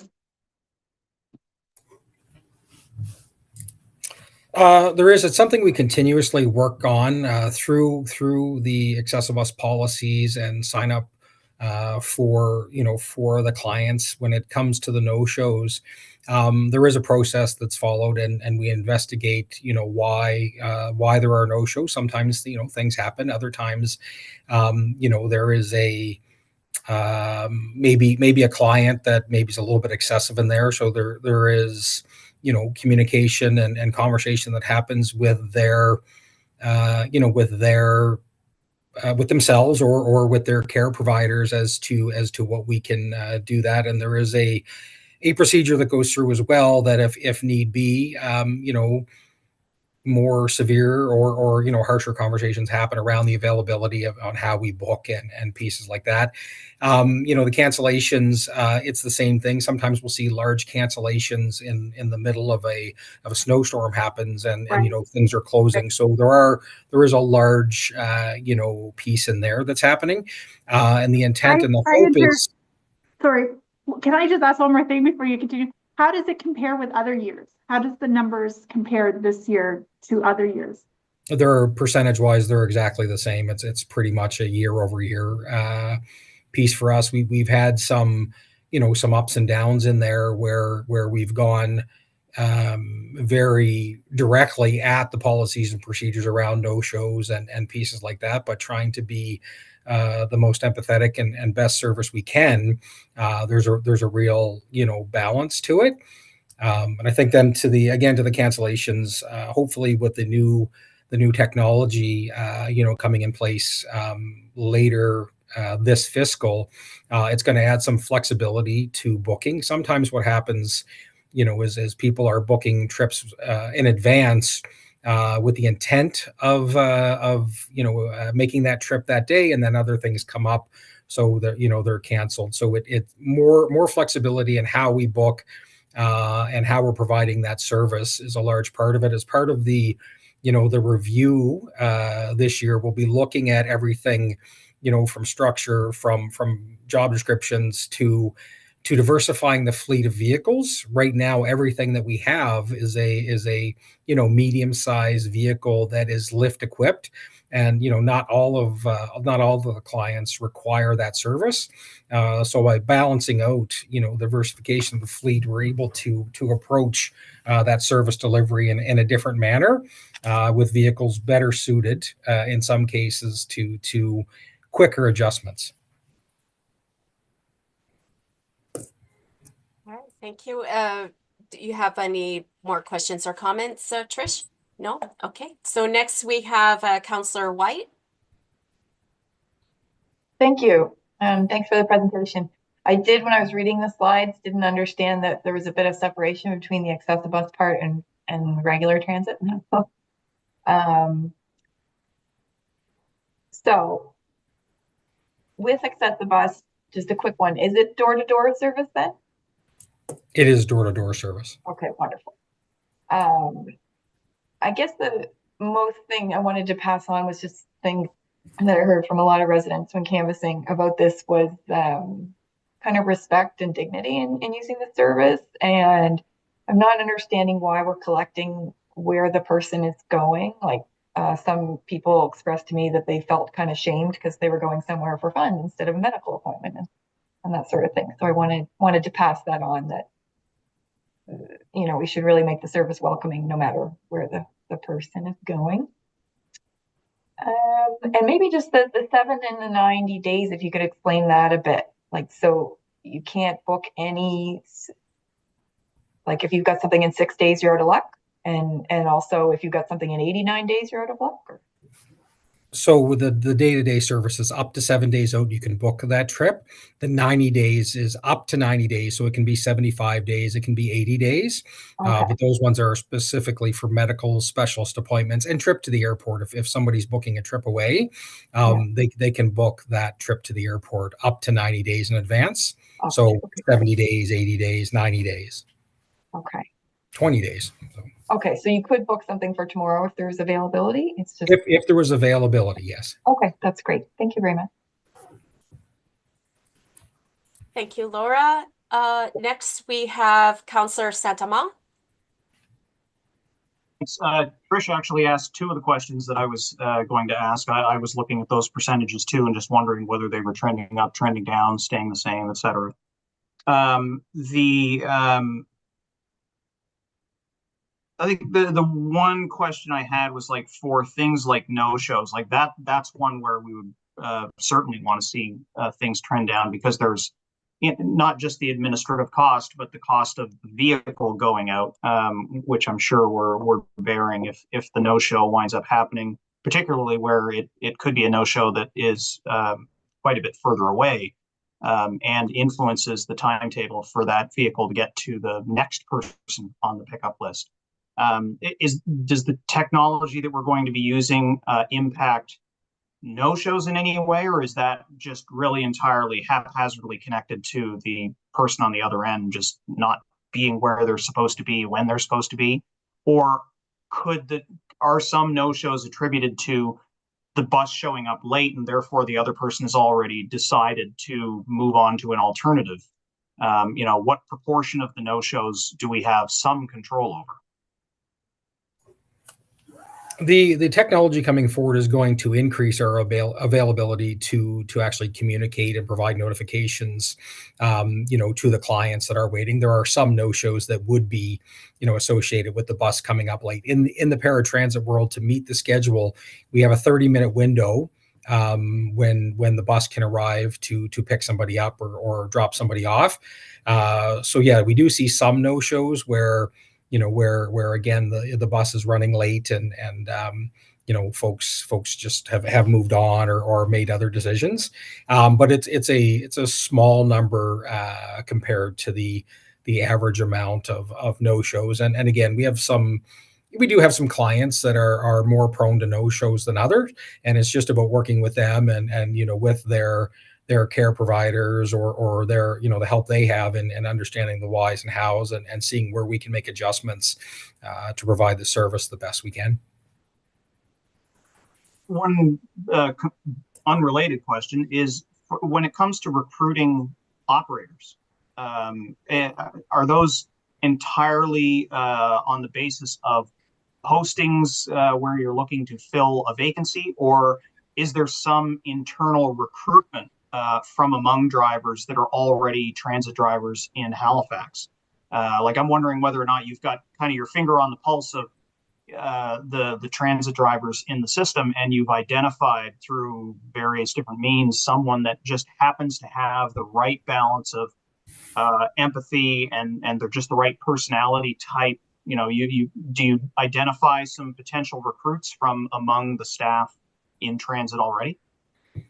So for operators to move from conventional transit to Accessibus, it's done through an internal posting piece as part of the ATU collective agreement, where those positions have to be filled through that process first, and then those operators are replenished. The conventional operators are replenished, through the normal posting procedure.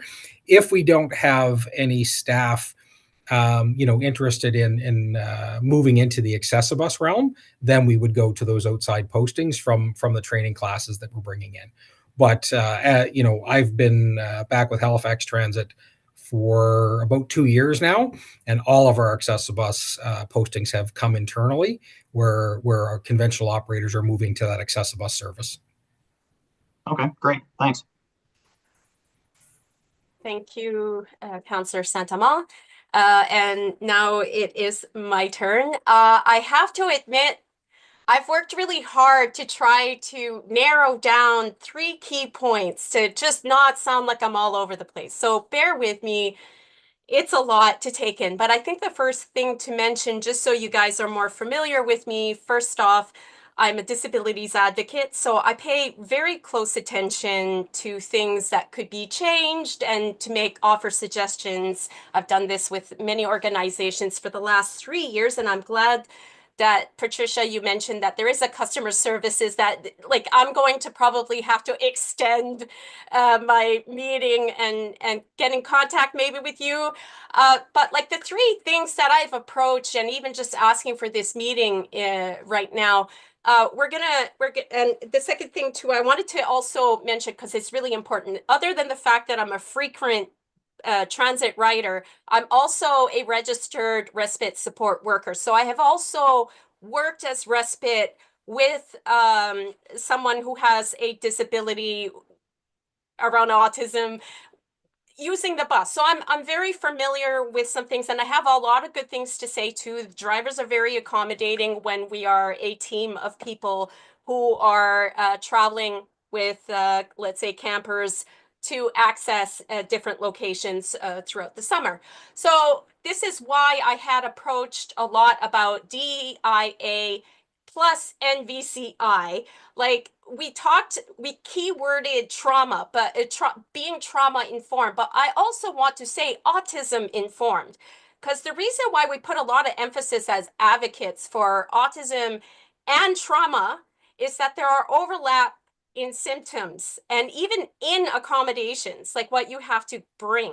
And if we also even just extend it, because trauma usually is something that we can go really deep in intersectionality as well, because sometimes people who come from racialized communities can be on edge using bus rides, right? Like, because this is the thing, is that let's say you're from a marginalized community and you're with a transit driver who has their own personal biases against, right? Like, and this, we constantly are kind of saying this. I would say there's a lot of great transit drivers. I'm trying not to say like, we have a problem with transit drivers, but what I'd like to approach is that I feel like a lot of the responsibilities that drivers have are very similar to what responsibilities that I've had as a support worker. It's like they have to approach support work sometimes. If there's something that happens in the bus where someone is having a meltdown, right, in the middle of driving, how can the bus driver be able to support what is going on within that bus? Okay. There's also, this happens actually, and I think this is something that can deter people from wanting to use transit. Often enough, I'm gonna say, and this builds on communication, sometimes the routes are just not very apparent, right? Like we don't know where we're going.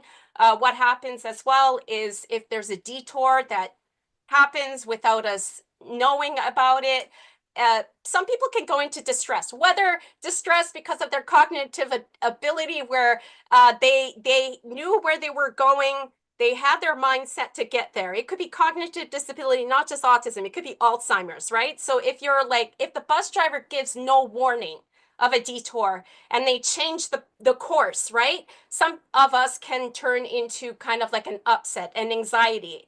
And if the bus driver is not aware that this could happen to some people who are of that disabled state, sometimes we're misread. We look aggressive. We look like, you know what I mean? So sometimes it's really difficult in that moment when there is a simple change. So again, I'm trying to stay on point. I even have all my notes here that I'm referring. So trust me, I'm doing my best here. So hang on, okay? So that's the thing. I really just say that if we have appropriate training where it's autism informed, where we even look at, which was the best training that I've ever had, was nonviolent crisis intervention. I too have worked public facing jobs where they could be incredibly challenging, that sometimes too you do receive like confrontations from the general public, and it's very difficult to know what to do next, right? And sometimes when we do not know what to do, we usually go to the warden approach of like, we're really firm and stuff.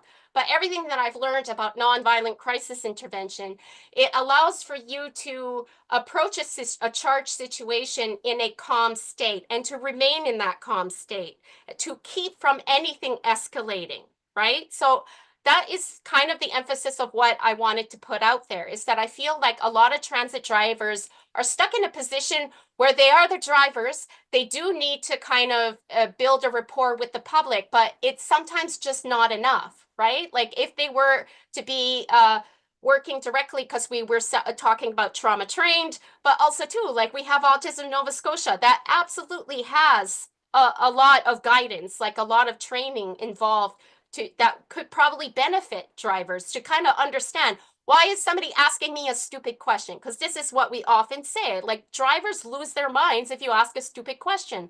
But there are people with a cognitive disability that really needs an answer to that question. It's like vital and important. So then therefore drivers would become less judgmental of the people, of the riders, right? Like, because I think that's what's going on. It's like there's like this stress of not knowing, who is this person? Are they taking me for a ride, of asking me such questions or needing detail? Because I have had drivers that have lost patience with me with some questions, but they're vital questions. So making sure that I have covered everything on that one, and even just DEIA, like again, it's built there.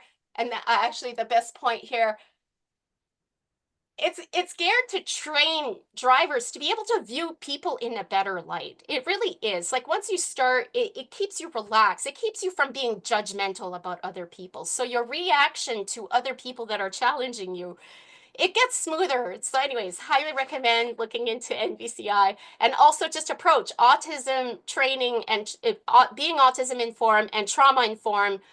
I put both emphasis on that because they actually extend out to other types of communities of people that we serve. So next, and again, I'm trying to stay in time, Roots plus well-being. I would say the biggest challenge that I would say as a writer is trying to get a job. And to be able to get a job, we're talking region to region, but a lot of the times we're connecting with a whole bunch of buses that puts us in different regions. Like for example, and I'm going to put only two and make them very quick. The first example I have, it would be Bears Lake. Trying to get to Bears Lake from the West End is very difficult, or it's very long extended. If I take the one and I get to Mumford Terminal and I just miss the 28 by 2 minutes, sometimes I have to wait 30 minutes. Sometimes it doesn't even show up. You're waiting an hour. And that's just the wait. And then you have to get to Bears. In order to get to Bears Lake, we also have to go through Fairview, right? So if you're, let's say, from the north end, the south end, or the west end, why do we have to go to Fairview in order to get to what would be considered a very main strip for employment? Like when you're looking at Bears Lake, it's like an endless pool of places that you could apply for a job.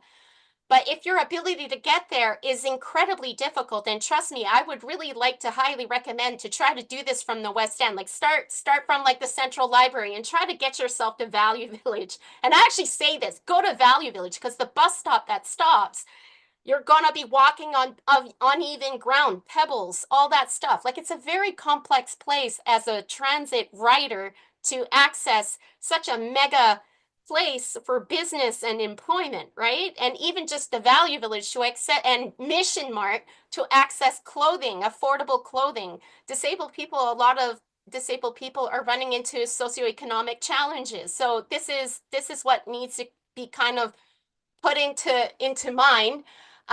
So that's the thing.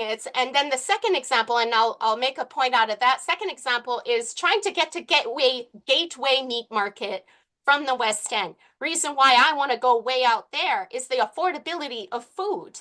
It is so important, and I used to have access to this, but it has been gone for me for 18 months, and I really feel it.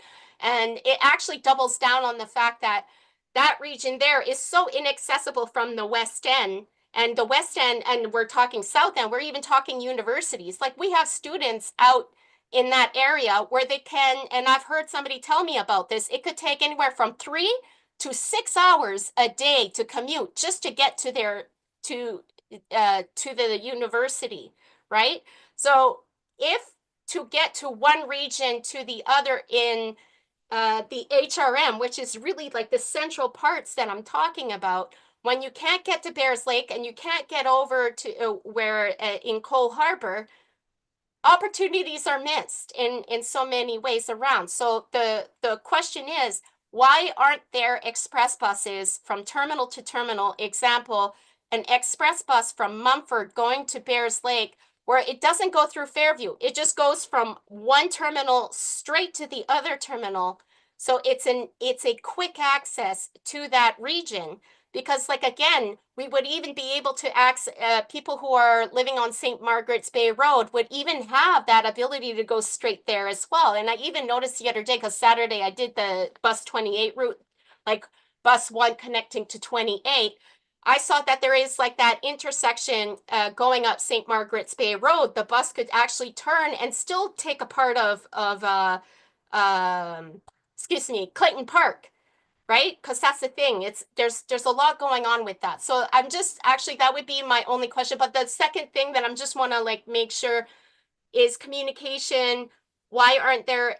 What are we doing to make sure that maps at terminals are broken down in a very like universally designed manner? Because I'm going to tell you right now, I'm always confused. So just saying that as an opinion. And then detour warnings. There was one last thing too that I wanted to mention, is that we need more visual and auditory directives within the bus.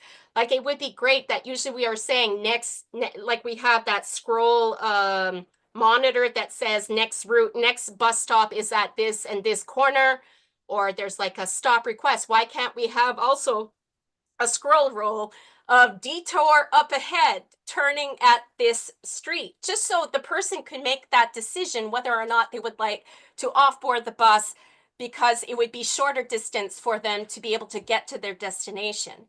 And again, like, I think it's really important to also understand, we talked about accessible bus. We have people who have wheelchairs, and you know, they're accessing places with accessible bus, but it doesn't change the fact there's plenty of people with mobility aids and wheelchairs that are also taking just the regular transit routes, right? So they're also part of this. Like, when we're ending up at bus stops where we can't go left nor right, we're just dropped off, you know, like there's some safety concerns with that, like with the bus stops, I'm going to say. So hopefully, I'm just going to make sure that there was anything else that I could mention. Yes. Okay. Just last one. Sorry. This one I really need to put in. As a support worker, I have experience having to bring a client over to the Discovery Center, and just thinking about main recreational places to access a front entrance, like a front bus stop to get to main recreational places like the Discovery Center and the museums, because it's like, what is difficult, especially if you're respite and you're with someone that could, without warning, become agitated, or is somebody without warning is going to sprint.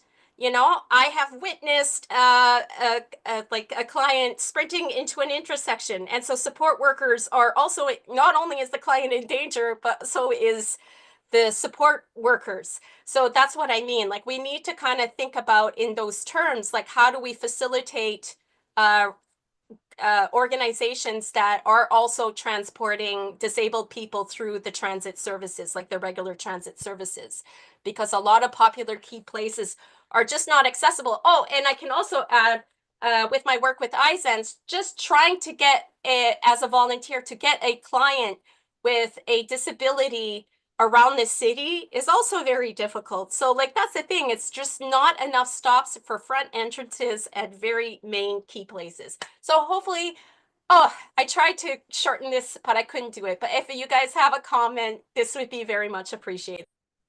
Maybe I will comment on the route design, because you said that was more of a question. So I think that part of the answer to your situations you described is about trade-offs, and part of it is about land use.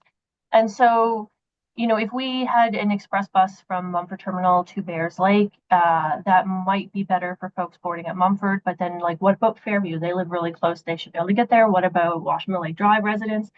And that's part of the trade-off. And so when we... Yeah, but I'm not saying to get rid of that. That is a very vital route. It's an incredibly vital route. But like, the what aboutism is what is also kind of adding to the problem. Like, if we keep going, what about, like, we are thinking of Fairview here, but we're not thinking of the north, south, and west end to get to Bayers Lake, because of what aboutism. Right. So it usually is a conversation about trade-offs and a conversation about balance in that, you know, what are the routes trying to do? And when we talk to residents about them and like the balance between being straight and direct and quick versus closer to people and closer to where they go. And so Value Village is another great example of that, where the routes were made faster, but there was a route previously that went right in front of Value Village, and now it doesn't. So a lot of times the trade-offs between speed do create longer distances to bus stops. So I think there are obviously limited resources, and if we had, you know, 8 different routes going to Bears Lake, it would become even less navigable and confusing. And then instead of every 30 minutes, the buses would be every hour, every 2 hours. Okay, I'm going to contest this because I'm going to say that, you know, like Halifax is my 3rd city. Okay. And I know sometimes it's frowned upon when we talk about other places that we have been and we're saying it was better, but it's just, you know, like there are some key regions, like key terminals, like the majority of us, and especially because we just recently had such a huge population growth, I really do believe we can accommodate to that idea from terminal to terminal and still keep the buses that are still existing. Because again, getting to the 28 is always the short bus, not the accordion bus, and it's full. Like, I don't see it's going to make a difference. It's going to incentivize more people to be riders, like transit riders. Because if you're telling me that because before it was, I think the 28 didn't exist necessarily to get to Bears Lake at once upon a time, right? Because we had some road changes. That deterred me for years to get to Bears Lake by bus, right?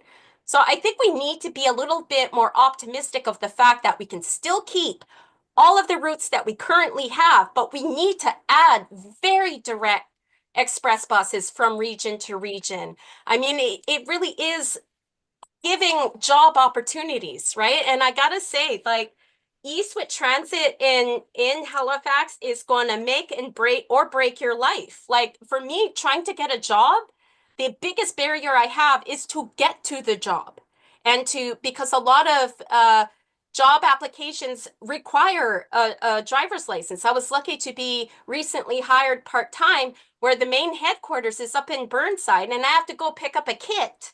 And we've managed to figure something out, but I almost was excluded from the job because I didn't have a driver's license and a place to go. I'm just really lucky that I had employers that saw my talent, saw my abilities, and are accommodating to that. We meet at the bridge terminal in Dartmouth instead of Burnside. But again, I'm just emphasizing the fact that a lot of us are working really hard to be allowed to work.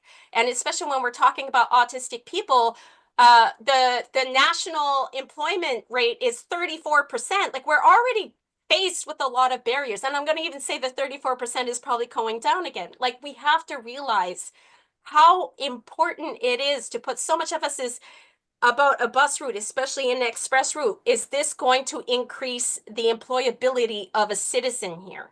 You know, so that's just something, sorry, it just because it really hits my life hard. That's why I'm kind of presenting myself as a bit impassioned in this one.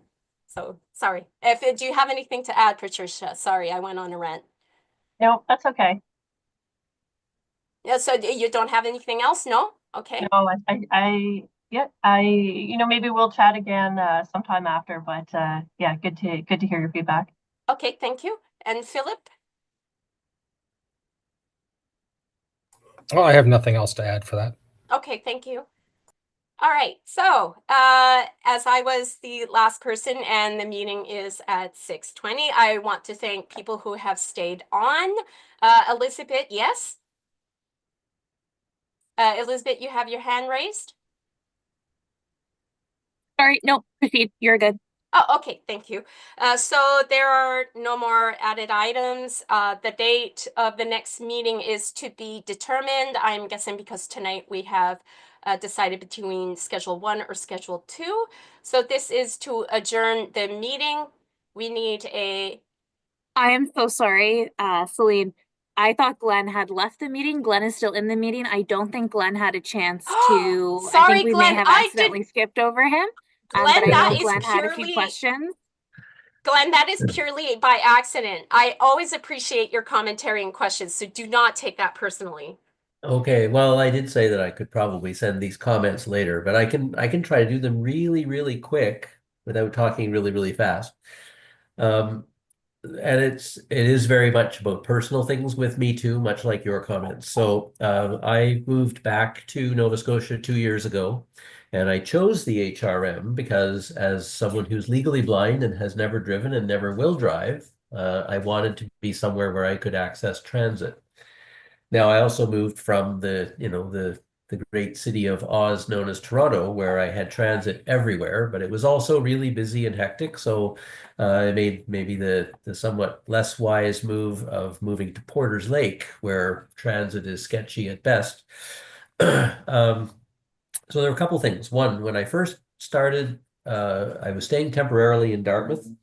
I really wanted to go and explore my old haunts around the South End in Halifax, but I quickly found out that I have a dog, but she's not a service dog. So I ran into a barrier right away that I am not supposed to take my dog on the ferry over to Halifax.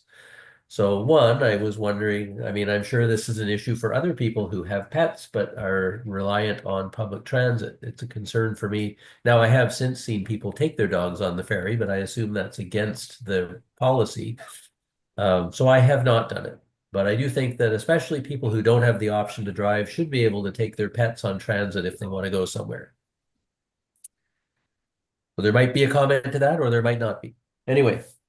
The next thing I wanted to say was another experience I had with transit, which was just before Christmas this year, when I was meeting friends for for dinner in downtown Halifax, and I thought I was wisely taking the ferry across to to have the dinner. Well, it turned out to be a really windy night. And after we finished dinner and everybody else went off and got in their cars and drove home, I went over to the ferry terminal only to find that the ferry was suspended because of the high winds. So I was told at the ferry terminal that there was a shuttle to take me over to Alderney. And all I had to do was walk up to Water Street and there would be a shuttle. Well, I walked up to Water Street, stood there in the cold for half an hour. No shuttle ever showed up. Eventually went back to the ferry terminal. This ferry was still suspended. They said, well, maybe you can go farther up a couple roads, catch a bus over to the bus terminal on the Dartmouth side and get another bus from there. Well, we gave in and basically just took a taxi to Alderney. So instead of $2 to get across the ferry, it was $30 to get to Alderney. So I wasn't too happy about that from a customer service perspective. To me, it's a basic thing. There should have been somebody directing people. There should have been a shuttle. I mean, I'm pretty sure it's common that the ferry shuts down because of winds. So it shouldn't be an unusual situation for people to adapt to. And then lastly, and this is similar to what Celine was talking about with regards to employment. Although I'm retired now, I've considered the possibility of going back to work for a couple of years. And one of the jobs that I was considering going to would be working in Halifax. Living in Porter's Lake, however, in order to take that job, by the time I would be heading home at the end, first of all, it would probably take me at least an hour and a half to get to work on my way in. But by the time I would be done for the day, there would be no buses of either of the two routes that goes to Porter's Lake. Neither of them would still be running at that time of night. So this is kind of a selfish question, but does that mean as a person who is legally blind that I could call up Adaptibus and get one of them to drive me home every night after work? The Accessibus service is done pre-scheduled. It wouldn't be through that night, depending on, because the buses are scheduled out based on the trips that are already existing. And depending on where you live, it may be outside of the service area. Well, you for did say that Accessibus. it was the entire HRM, did you not? No, we have a service area within HRM that those buses do, and the Accessibuses travel up to 1,000 meters past a bus stop in our service area. Okay, I thought earlier you said that it was within the region. I think Porter's Lake is still within the HRM. Now, I would have to 1,000 meters would get me almost all the way home because I have to walk almost 2 kilometers from here to get to a bus stop.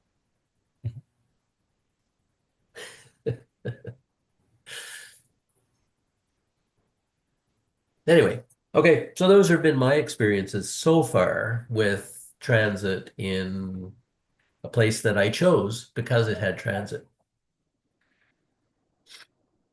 Great. Thank you, Glenn. So, anything else to add going for anyone? No, before. Okay. And I also wanted to add, because I was talking about support workers, because transit drivers are kind of acting as a support worker with their own bus, we should maybe consider, especially with population growth, and also because eventually too, we across Nova Scotia have people that are who have been enforced institutions as disabled people, and they're slowly being integrated into communities. And it's probably going to eventually be that a lot of them will be coming to within the metropolitan because it's an easier access for them. So I just want to keep this in mind, that looking at having a support worker in the buses to take the place of the drivers, doubling down on both paying attention of driving and paying attention to what is going on inside the bus that may need intervention. That is something that in the future should be considered. So I just wanted to drop that one because that would be the last one that I was going to regret not mentioning. Okay, so we talked about the date of the next meeting is to be determined. We, I think, can adjourn this meeting. And again, very much I thank everyone, especially presenters who have stayed an extra half hour to meet with us. And so we need just a mover to be able to adjourn this meeting. So who would like to adjourn? I can move that. Yes, okay. Glenn is the mover. And so this is the end of the meeting. Elizabeth, is there anything else we should be adding? No, No? it's Okay. the meeting is adjourned. Okay, great. Thank you all. Okay, Till next meeting. good night. Night. All right, thanks all. Bye.